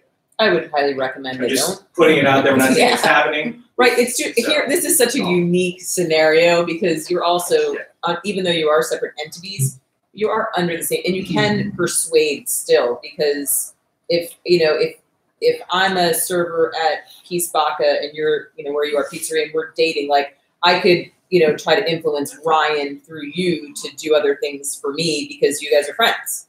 And so that becomes like super muddy. We'll move you to Newport. We had a class action lawsuit. All three entities were sued as a common entity. Yeah. So they don't look at it as, I would say we're separate, but we're still the same sort of family. And it's just too close. So disclose. Yeah. That's very good question. I've been walking through areas of property and heard people say, either racial slurs or homophobic slurs and things like that. It wasn't brought to me. I was just there when it happened. I don't know if it offended anyone around, but I've just stopped them and said, that's not a nice word, and we don't say that here. Mm-hmm. I don't think they meant it malicious. I think it was more kind of whatever. But isn't that enough? We recently fired somebody for using the N-word. It was a one-time deal. It was heard, and he was immediately terminated. This was New York, but no less here, and it was immediate termination. It wasn't even, there was witnesses around it. Another guy recently thought it was funny and put a swastika on his cup like this in the kitchen, and drew a swastika and took pictures of everybody else, and he was immediately terminated. Well, it was from, I'm not sure what you think it's from. The answer is absolutely not. He's been with us for 8 years, never a blip on his thing. He was immediately terminated. You cannot. Is this like send home? No, this was termination immediately. I understand. Yeah. What I'm saying is last check, all that stuff, or this like we send them home, we take care of it the way we usually take You mean like suspension, come back for your last check? Yes, Or like, It's a- I would that suspend. happens, or I mean, in don't do it. California, It depends. I mean, so we Usually sort you of suspend for more like we need to investigate, we need to look at cameras and talk to people. So Nancy, you can go home for the next 3 days. We'll follow you until you get out. yeah, well, in California, you have to get the final paycheck when you fire Right, somebody. no, So yeah. that very often people suspend because they can't get a check generated fast. And we enough. also do it because sometimes we need to pull camera, which Right. is not very, it takes a little I bit mean, I of guess time. it depends on the word Yeah. to me. I mean, well, with me, one was the N word, one was the F word, meaning not UCK, but A, et cetera. oh, And so both times I just told them, I'm like, don't do that. We don't talk like that here. I would take a lot more severe action. yeah, I might rise it to the level of at least some sort of documentation on it, and then you've got to, have a consistent policy because if people haven't been terminated, you can't just start Right, no, firing right, somebody. But maybe it's worth it in team meetings then to say, we need to be careful about the language we're using, and it's one thing if you drop something and you say fuck, but it's another thing if you look at somebody and you call them a fag or a faggot or something that's inappropriate. And so you kind of reiterate that, and if we want to have an environment where everybody's comfortable. So everybody knows you watch your mouth, and if you don't, you're going to get disciplined and you could get fired. Here's a great example. Pre-shift, right? Everyone's sitting around and managers are there, and a line employee makes a joke about exactly that. A Jew and a gay guy who happens to be black, and they walk into a bar, blah, blah, blah, right? And everyone's sort of laughing, and black guy sort of makes his own joke, and the Jew makes his own joke, and a manager's there, and we walk away, and everyone sort of laughs about it, right? And then the liability of that, because then you walk away, and then the Jewish guy comes up and says, hey, but, she was laughing at that joke, and she made her own joke about it. And then the witnesses, because sometimes, we're all always together, and you hear these inappropriate things being said, but this was like a really big example of because everyone's around and we're eating together, and you make these jokes, and I laugh about it, so I'm not offended now, and I'm Jewish, and later on I'm going to go to you and say, I was really offended, and now I have a case. So this is where I'll talk about, it's very hard to figure out when you're supposed to do something as a manager and when you're not supposed to, because sometimes it feels like people are so petty, right, that they get offended about everything and we're not allowed to say anything. So what I like to tell people, again, is to use the mom test. Okay, so if you wouldn't feel comfortable with that thing or that joke or that comment or that touch being said in front of your mother, then it shouldn't be happening at work. Now, if your mom is a bourbon drinking, card playing, sex talking kind of woman, then let's not use the mom test. Use the kid's sister, son or daughter, grandma, great Aunt Betty. It doesn't really matter. But think of somebody, don't use your own standard as to whether the joke is funny or whether the comment is offensive. Think about whether it would be okay for your mom or somebody else that's close to you. And that's kind of when you know you have to do something. Please also use that kind of mom test as a mirror for your own behavior. If you wouldn't make that joke, make that comment, do that touch, in front of your mom, or you wouldn't want your mom being touched that way by a coworker, then it's not okay for you to do it either.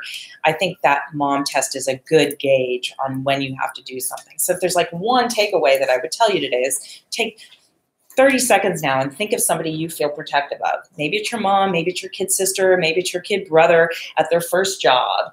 And think about when I see something at work, I'm going to put them in that victim's perspective and think, how would I feel about that? And if you feel defensive or like that's not cool, then that's when you know you have to do something, because we're all jaded, right? We've all been around the block. But think about somebody who's a little bit more pure, that you feel more protective of. And I think that's helpful. And sometimes that helps guide the behavior about how much you have to do and what you would do, right? Maybe that's helpful. Let's also just talk a little bit about touching. I don't want to lose track of touching, but I'd like to think of touching along people along the lines of a touch spectrum. Some people really like to be hugged and kissed and touched all the time. It feels very good to them. They've grown up in a family where people like to hug and kiss and touch, and it's good. On the other hand, you have people that really don't like to be hugged, kissed, touched, patted, pinched. It's culturally different for them. Maybe they've grown up in an environment where you don't touch somebody unless you're very intimate, or maybe they've been assaulted, maybe they've been molested, you don't know. And there's a whole span of people in between where they like to be touched in certain situations by certain people, but not in other situations by other people, okay? And so touching is just very tricky because I might be fine hugging one person, but I'm not okay hugging somebody else. I might be fine if someone comes up and strokes my head or pats me on the head, but I might be really creeped out if somebody else does it, okay? And the reality is that touching is very personal to everybody, and it really depends on their background, their culture, their life experiences, what has happened to them. And you just don't know all of that goes into somebody when you're touching them. So you have to be very careful as a manager or supervisor before you touch anybody, even if it's just a touch on the shoulder, a pat, a grab of the hand, a grab of the arm. It might feel very good to you, okay, but it might not feel very good to them based on their life experience. And so part of this is just being sensitive to different people and what they bring to their experience. But I just got to say, I've seen lots of managers and supervisors get in trouble for touching, being too touchy-feely. What do we have? This guy, John Lasseter, who was essentially fired and now apparently in the news rehired for being like too close of a hugger. I mean, he was a hugger grinder, right? That was his thing. You know, he hugged a little too much and did a little too much with the genitals in the hugging. He was a big bear huggy guy. There was a guy in the legislature too, another huggy guy, you know, that they think of themselves as these, you know, hug bears or whatever. And it probably felt very good to them. But again, the power differential, right? The powerful person hugging someone else, it feels good to them, but it might not feel that good to the person, you know, who has less power, right? So again, keep this in mind, right? Because you can unintentionally harass somebody. Harassment is not about your state of mind. It's about how that behavior is perceived by somebody, right? So you can most people don't walk around intentionally trying to harass somebody. They do it inadvertently because they're doing something that is funny to them or feels good to them, but it's perceived differently by the other person based on their life experiences and everything else. You have no idea how that's happening to them, what's happened to them. So you got to get out of your own head when it comes to a lot of these harassment issues and put yourself in the shoes of the person that's perceiving your conduct. And especially as a manager, you know, you perceive it one way, but somebody else perceives it very different because you have control over their livelihood and their promotional opportunities and the shifts they get and all these other things that make it a lot more impactful than how it feels to you. Yeah. Just wanted to ask, we work in busy restaurants, things are very close, people do come in contact with each other. It's just by nature of the job we have, it's going to be impossible to avoid. We try to say things like behind the corner and all of that. We're in the back of the house. It's hard to do in the front of the house and can be disruptive to service. So oftentimes we will put a hand on somebody's back, behind their shoulders, or kind of between the elbow and the shoulder is what I've always been told. The safest place to say, hey, I'm right behind you.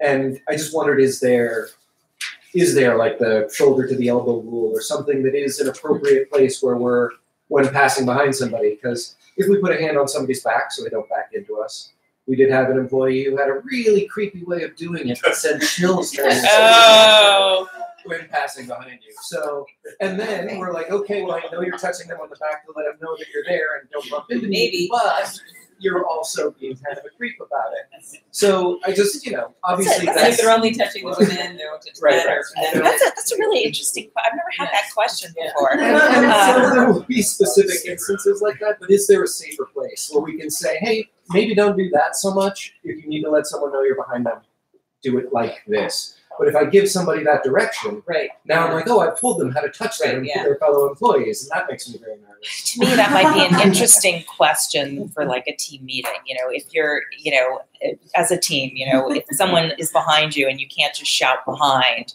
you know, as a team, can we decide what we're comfortable with and where it works? I mean, I almost think like, you know how like in the TSA, if you get a pat down, they don't use the front of their hands, they use the back of their hands in some way so they can't be accused of groping. I'm almost thinking like the back of the is better than the front in some way. I don't know. I feel like here, with every complaint we've had so many, I would say no. I mean, obviously, if you're protecting yourself, like he's backing up, like, excuse me, and then, you know, we always look to the camera and you're like, that looks very innocent. Like, he almost knocked into me, so I was putting my hands up so I don't get hurt.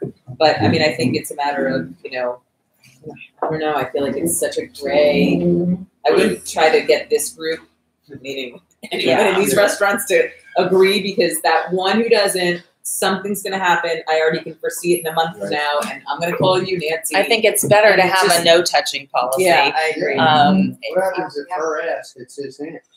We've had that before, and we really do sort of investigate of, is it an accident, is it not? We still document it. We've done a whole write-up on it. We've shown that we've done our due diligence there. I mean, it is like, I don't believe that he didn't intentionally, and you have every right to believe that, but we really tried to do the best we can. In some cases, I mean, you know, I've had the issue with the servers staying behind, but they actually do a, you know, the allegation is they do it behind with the, you know, on the woman's ass with the. You're looking at me like I'm crazy. You think I'm making this up? No, it's. No, I don't think you're making it I mean, I always think that, you know, if you're getting behind, it's like, excuse me. I would think that.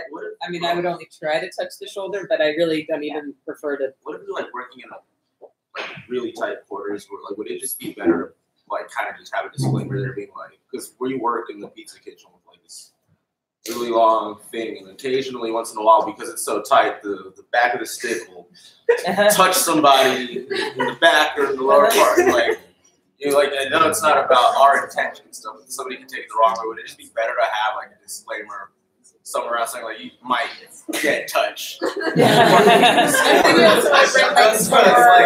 I'm not like, you know, the pizza stick, right? Like, I've been harassed by the stick before. You know, yeah, it's like, on purpose, I mean, but, like, in New York at Babo, the kitchen, it's a one-person aisleway to get in and out of that kitchen.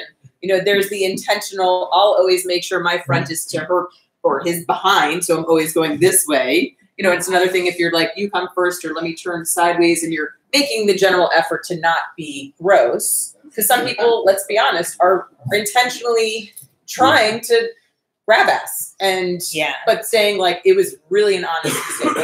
Or they're intentionally throwing themselves in a place that they're going to touch. Or when you're walking back, it's like the hands up, like my hands are here.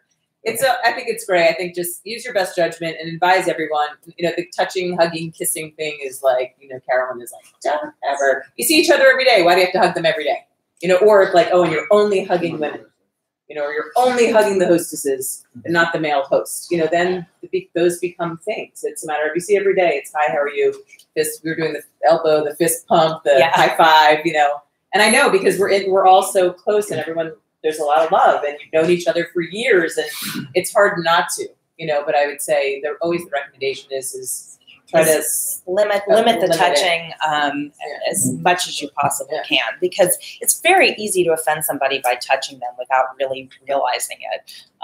Whether you're touching them in a way that doesn't feel good to them, or whether they're offended that you're touching certain people and not other people, and they feel left out. It's fraught with issues. So the less touching, the better. So let's see how we're doing. We still have some more time.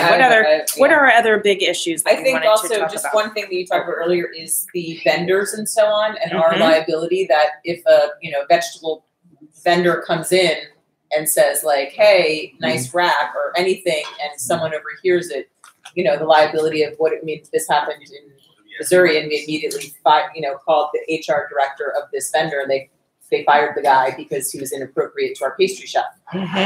But just the liability of if a vendor or anyone who doesn't work here is delivering things, or the UPS guy comes in and is like, hey, you know, and says something or touches or whatever. We had a UPS guy issues at my law firm. Did I tell you guys this story? So we had an issue where the UPS guy was madly in love with our receptionist, Rosa. And Rosa was really cute. I don't really blame him, but she was darling, and she had dimples, and she was very warm and friendly. And we used to get UPS deliveries like 6-7 times a day. I mean, he was always there. You know, we're in a big building, so he always used to take the opportunity to stop on our floor and hang out with Rosa. And it became like this joke in the office. Oh, the UPS guy's here again, hanging out with Rosa. You know, his cute little brown shorts and boots and whatever. And it was just kind of like this big joke. But at one point, it's like not funny because Rosa was so polite she wouldn't say anything, but Or you ask could her out. tell that she was pretty uncomfortable by all of that attention.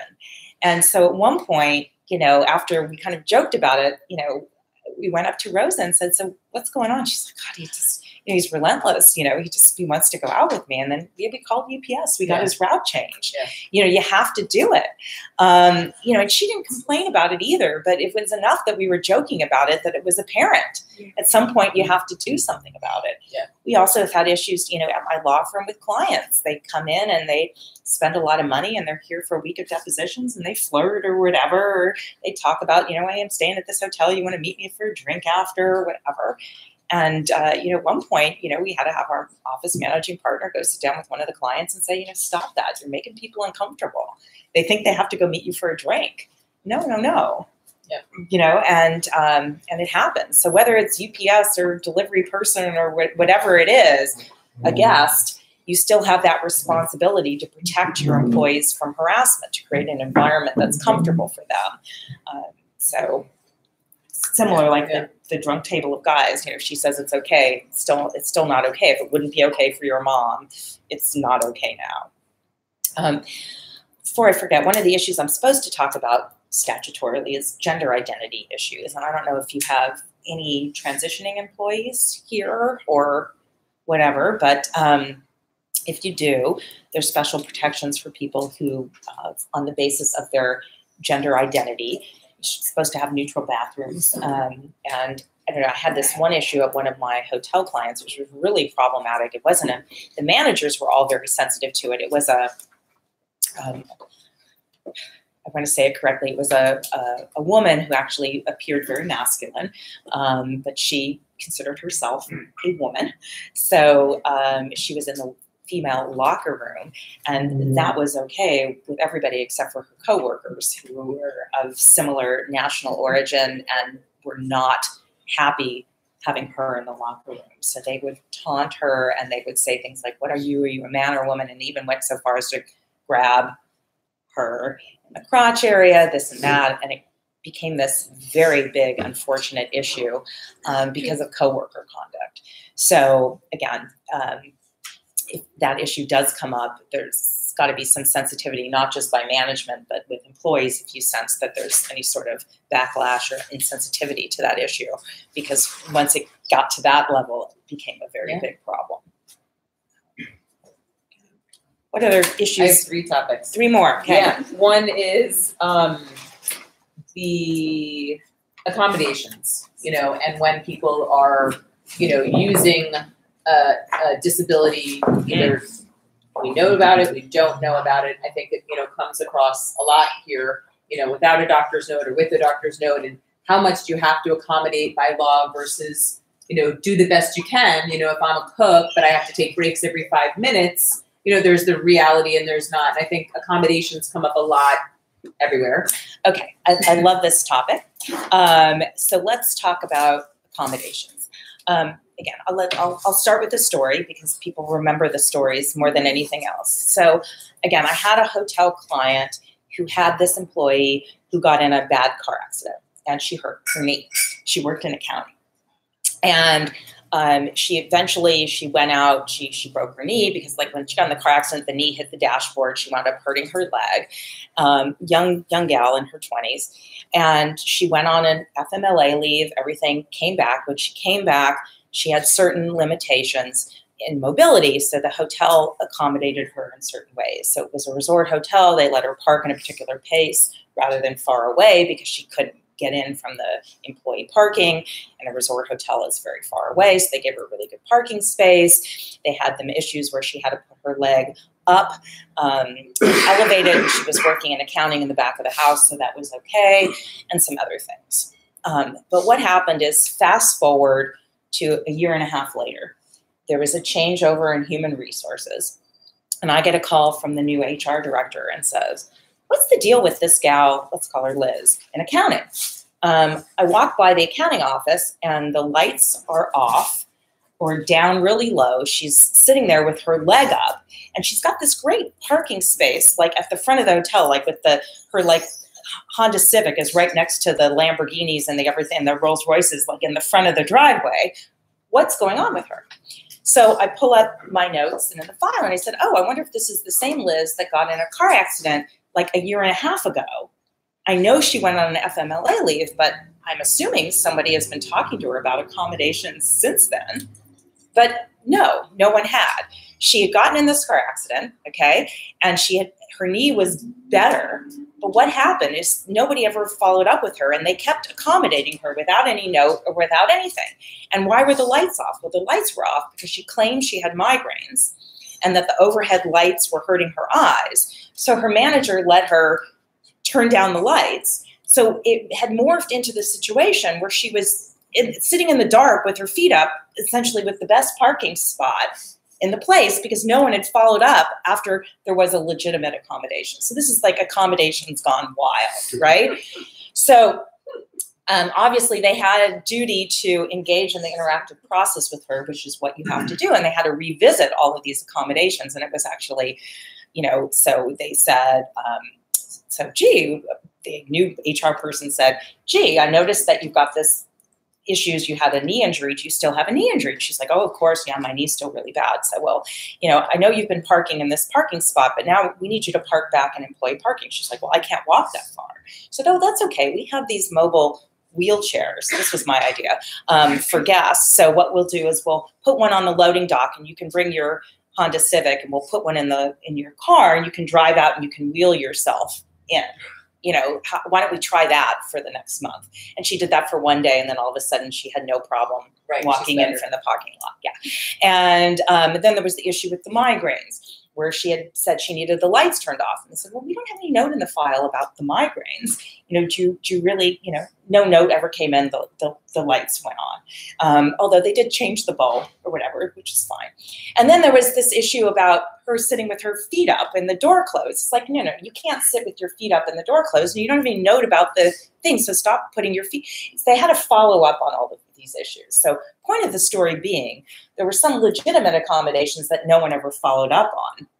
And so you have to certainly follow up on your interactive process obligations to make sure people don't take advantage. But what very often people do is they'll say, I have a medical issue that requires accommodation, but they don't support it with a doctor's note. So what I like to do is require a doctor's note for every accommodation and make sure that the doctor's note matches what they're asking to be accommodated, right? And is that your practice to require a doctor's note? Yeah. Okay. Because very often the employee will say a whole bunch of things that they think would be good for them, but the doctor's note doesn't support it. Okay. Then if you get a doctor's note that supports it, then you have a duty to bring HR in the loop and to talk about what accommodation will suit so that the employee can perform the essential functions of the job, and you can still get the essential functions of the job done. What the employee wants as an accommodation is not always the accommodation that you're going to And give. you don't have to oblige to every accommodation. No, not unless it's disability based. Right. But you don't want to be, as the manager, making those determinations. You need to get HR involved. So I guess the quick lesson I have for you, if someone ever comes to you with a medical issue and says, I can't do that, my back hurts. I can't do that, my doctor says I can't lift. I was late today because I had a migraine headache, or I missed or something.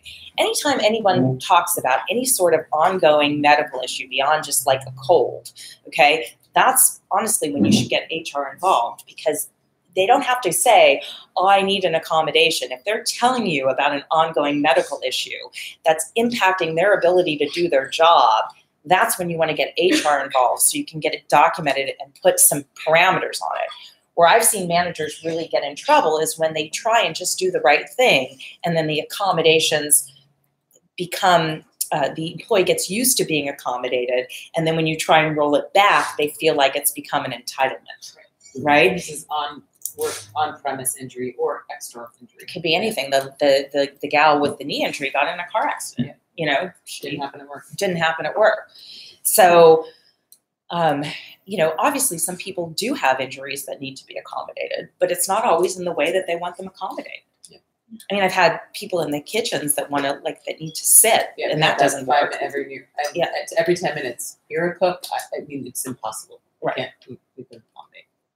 I have a question. So if someone has so if someone says that they have back problems, and obviously they work in the kitchen, so that's a problem. So they're like, I can't lift over a certain amount of weight. They don't have a doctor's note, but sure, that happens. At what point do you say like, now this is detrimental to you can't do your job 100%? If there's anything they can't do that is a required part of their job, any sort of lifting, then you've got to say, I hear you, that you say you have a back issue, I get it, but I'm going to need a doctor's note. Okay. And then if they can't produce a doctor's note, then well, then you let HR know that someone came to you with a medical issue, you asked for a doctor's note. Sometimes I'm okay temporarily accommodating somebody for a week or something until they can get a note. Right. But then if they don't bring a note, then you just can't accommodate them. I mean, you have to actually work with HR to follow up on that. Okay. Sometimes someone might just wake up and tweak their back and, and say, I feel good. Yeah. And that's okay, for today or whatever. But if it's an ongoing issue that impacts some part of their job, then they have to get a doctor's note. Yeah.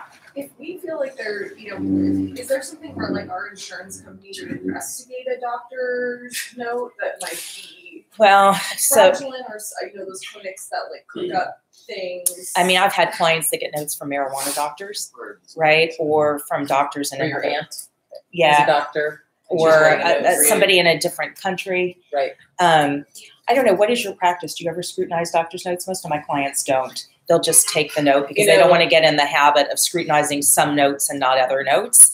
But we have, depending on, like, we've Googled certain doctors and found out they're, an uncle, and then we really reach out to counsel and say, hey, we have a concern. This might be sort of fraudulent because it turns out after a little research, not saying anyone here should be detectives here doing that. Actually, yeah, that's another thing I have to share with you. Yeah. And, but we certainly would talk about it and then bring in counsel if we needed to say, we think this is sort of fraud. Yeah, like if somebody comes in, the lady with her knee and she's walking perfectly fine from the parking lot that's, 5-minute walk away, then and she keeps getting doctor's notes that say that, is there something some type of problem? It's just, to me, it's just kind of like an absenteeism issue. Someone can be legitimately sick, but when they're only calling out on the slowest shift, that they don't want to work, right? And Super Bowl Sunday. Yeah, or Super Bowl Sunday or Christmas Eve or whatever it is, then it looks illegitimate. It's the same thing. When someone's abusing the system, and you're allowed to address that issue when you suspect that it's abuse. But it is tricky because that's when that issue we talked about before about consistency comes in. You don't want to just scrutinize the notes that are from, a Hispanic person's doctor and not, you have to kind of have a reason why you're scrutinizing the note that doesn't look discriminatory. And it could be because what the person's saying, you're seeing them do. Or you're seeing them like this, we have this all the time. I can't lift, but then you see them on Instagram or Facebook, at CrossFit, doing whatever they're doing, or jet skiing, or, whatever else. We love looking at Facebook and Instagram when people sue our clients.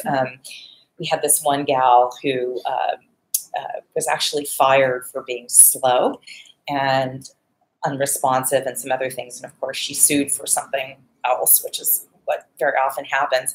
And we found on Instagram her taking a picture saying, just having my gummies on the way to work. So she was, Yeah, we've had And she also claimed a back injury in workers' comp, and we found her in platform heels pole dancing. Very good for your back, I hear. Yeah, very, Physical therapy. Yeah, physical therapy. Yeah, and prescription, yeah. It didn't look like a physical therapy outfit, I have to say. But yeah, so there are times when that actually comes in quite handy to scrutinize notes. Where I've seen managers get in trouble too on this accommodation issue is by getting too personal into somebody's medical issue. So if someone says, I have a bad back, or I have an upset stomach, I don't feel well, and then the manager says, well, you really should ice the back, or you really should drink this, or you really shouldn't have been eating that. I saw what you were eating. You shouldn't be eating dairy if you've got a stomach problem, or you really should go to my chiropractor or my herbalist because they have this, that, and they start getting very involved in people's medical issues. That can be quite problematic because people feel like a privacy line is crossed.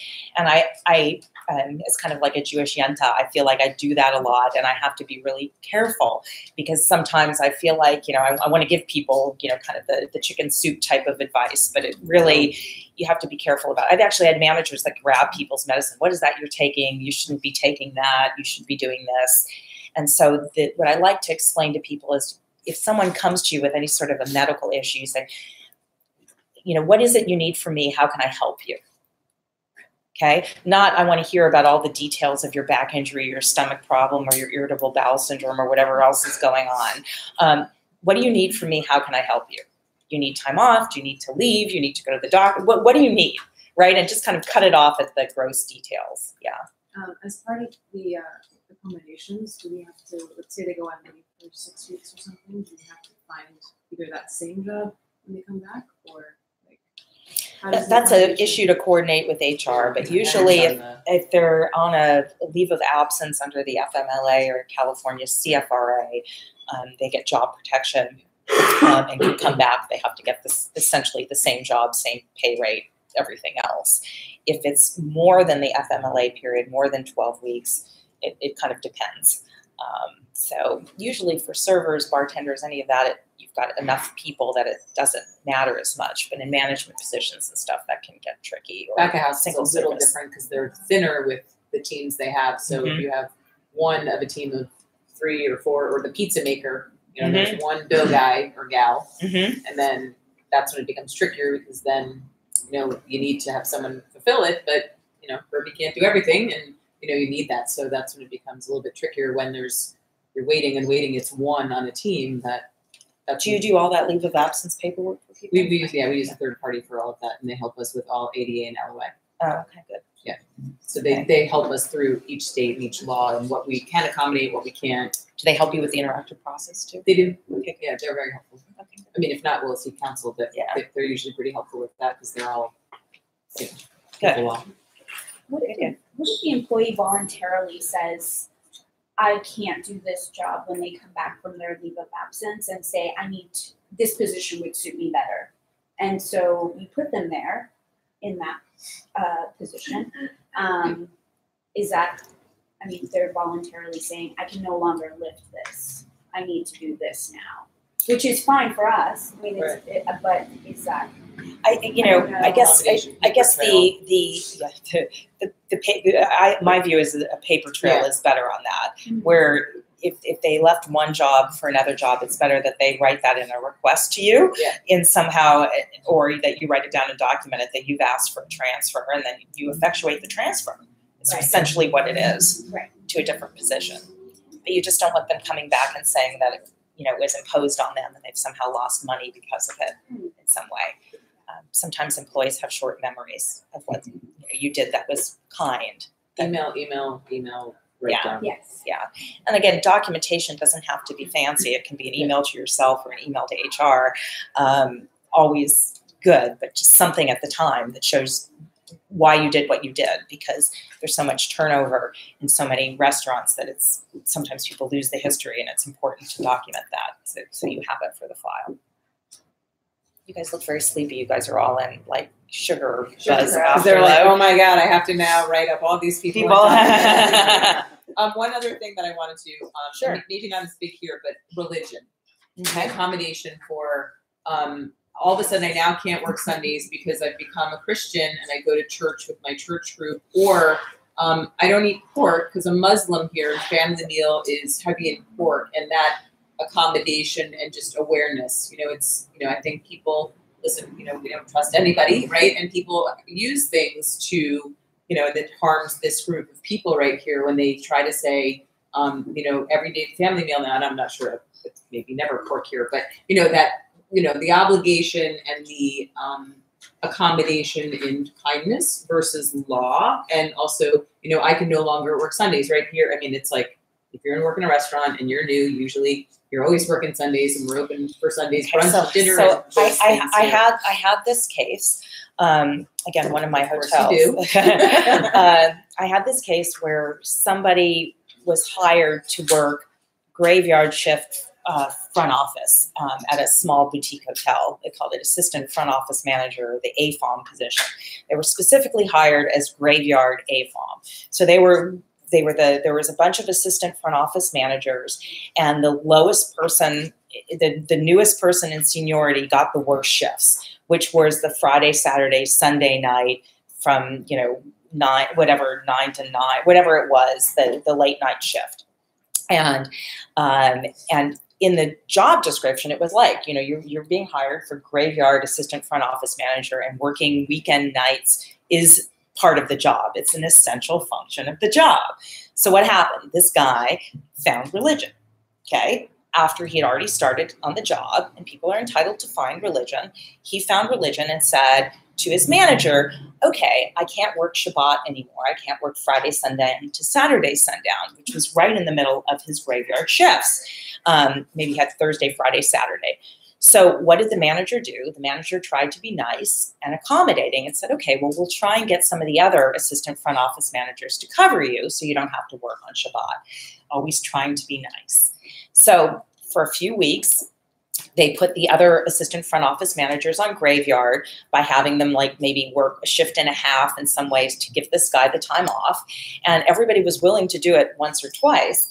But then they were not willing to do it because it's really hard to work a graveyard shift in the middle of regular shifts. It really throws you off. And while you might be willing to do one every once in a while, you don't want to do it on a regular basis. So the other 3 assistant front office managers went to the manager in revolt and said, what the fuck, excuse me, we hired this person to do this shift, and now we're having to cover in the middle. We don't want to cover anymore. And that's when the manager went to HR. And the problem was the manager was trying to do something nice, but by doing something nice, the manager mucked up that working Friday nights was an essential function of the job, because he had already kind of undermined that by getting everybody else to cover for it. Right?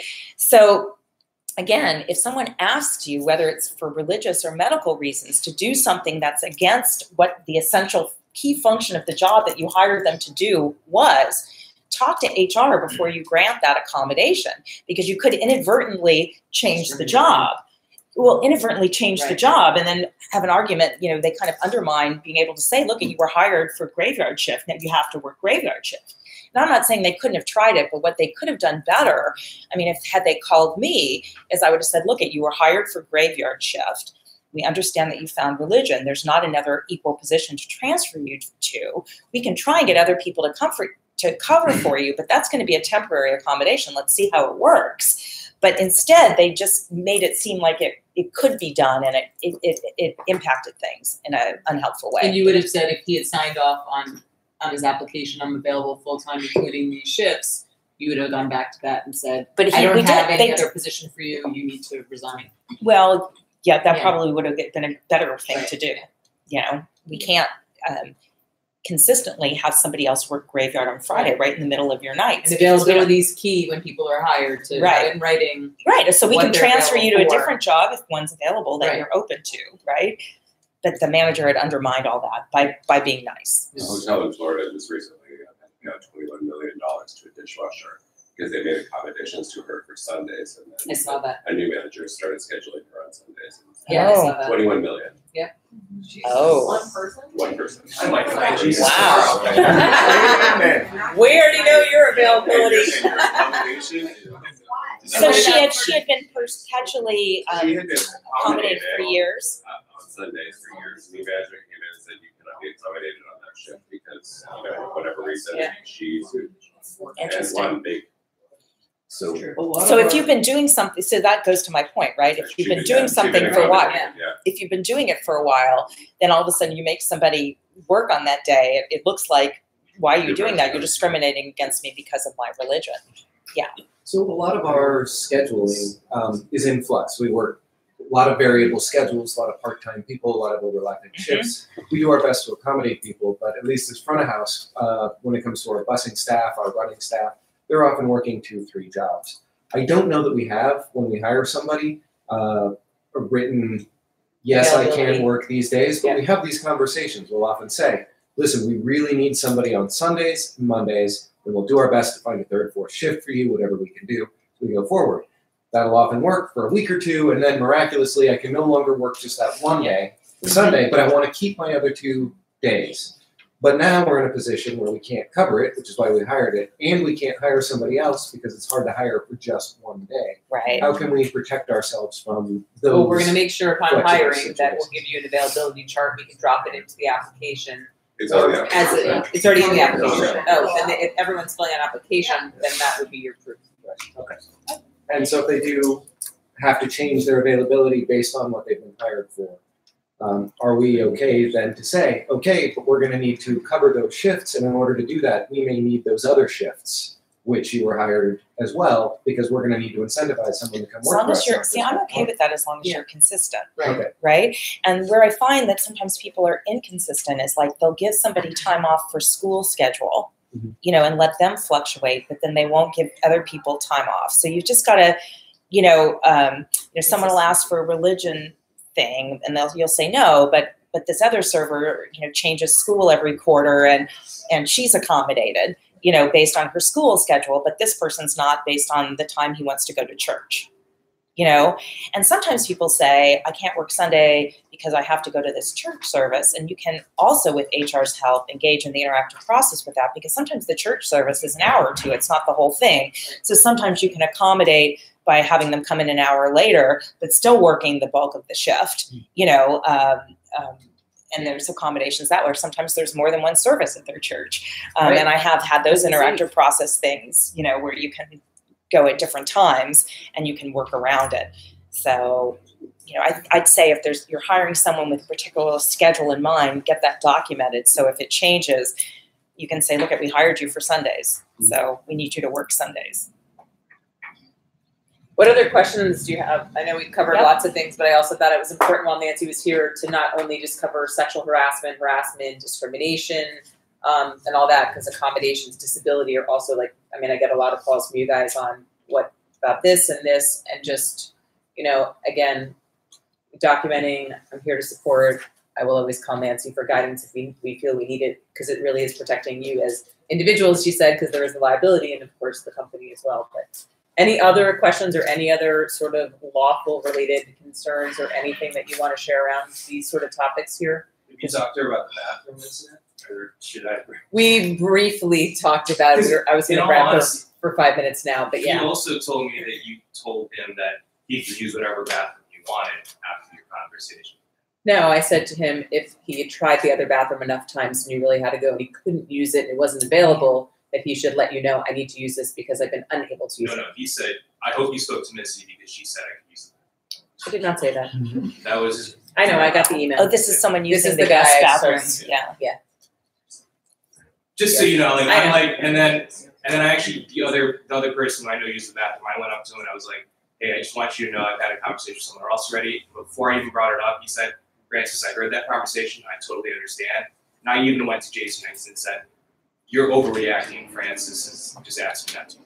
Yeah. And he's like, I want you to know I said that. So I'm like, thank you, I appreciate that. So. Good, yeah. And this is not because of a medical issue, like you No, really and that's can't because he said I No, might this is- develop a medical issue if I keep. If he holding. can't, I said, well, when you get your doctorate, let me know what I will. And we'll give you some depends. That's your The accommodation. answer is, Yeah. the story is we have an employee bathroom, we have guest bathrooms, and they're to use the back. He tried a few times, he claims, and was unable to use it, so he used the front bathroom. He didn't alert the manager or anybody, and Francis, when he came out, just said, just a reminder to use the back, and he said, are you telling me I can't? And he said, I never said you couldn't. Of course, we're not going to say you cannot, you have to hold it, or you're hit the tree across the street. Right. He just said, I'm just reminding you that we are asking you not to use the guest bathrooms, to use the back when you can. If you can't hold it, we get it, use it. But in the most case, please use the employee. That's why it's meant there. So he. I also said when you use the bathrooms, make sure you take your apron off. Right, apron off, wash your hands, clean up after yourself, we leave it for guests, blah, blah, blah, blah, blah. Oh, yeah. So he They became should be this. taking their aprons off when they use our bathroom. Yeah, trust me. yeah. So it became like this very big, and this is the guy who like put emails and responses. Anything else? Icky. Oh, do you want them to sign? Yeah, so something? just a reminder. So at for the back anyone of your who handout, there's this. came in late. If you don't have a handout, did you get one? Everyone needs one of these. Everybody should find one of these and sign it before you go. Are there extra copies? And also, there's a sign-in spreadsheet for each restaurant that Shayna Oh, yeah, if you has. came in late, make sure you get If you your didn't sign-in sign sheet. one, we need you to sign. Here, you can sign mine. All right. And make sure you write in your names, print them clearly so I know who it is. Thank you, everybody. And big thanks to Nancy. Thank you over there. Thanks, Newport. Thanks, Newport. Thanks, Newport. Thanks. Make sure you write your names in legible print. Please, Francis has the neatest handwriting. And who doesn't have a copy? Does everybody have one of the Shayna, is there an extra copy down there by chance? No, I think. All right, so we'll print one more packet for you to take. Anybody else or everyone else? The last page is not a sheet? Oh, okay. We'll get you a sheet. And then please make sure to sign in on the other spreadsheet that Shayna has them all. Jen, Dahlia. Yes. I'm just gonna move my car to our next meeting. Yeah, so we're back at 1 o'clock. One, perfect. Who's at the 1 o'clock? You guys need 1 o'clock, we said executive chefs.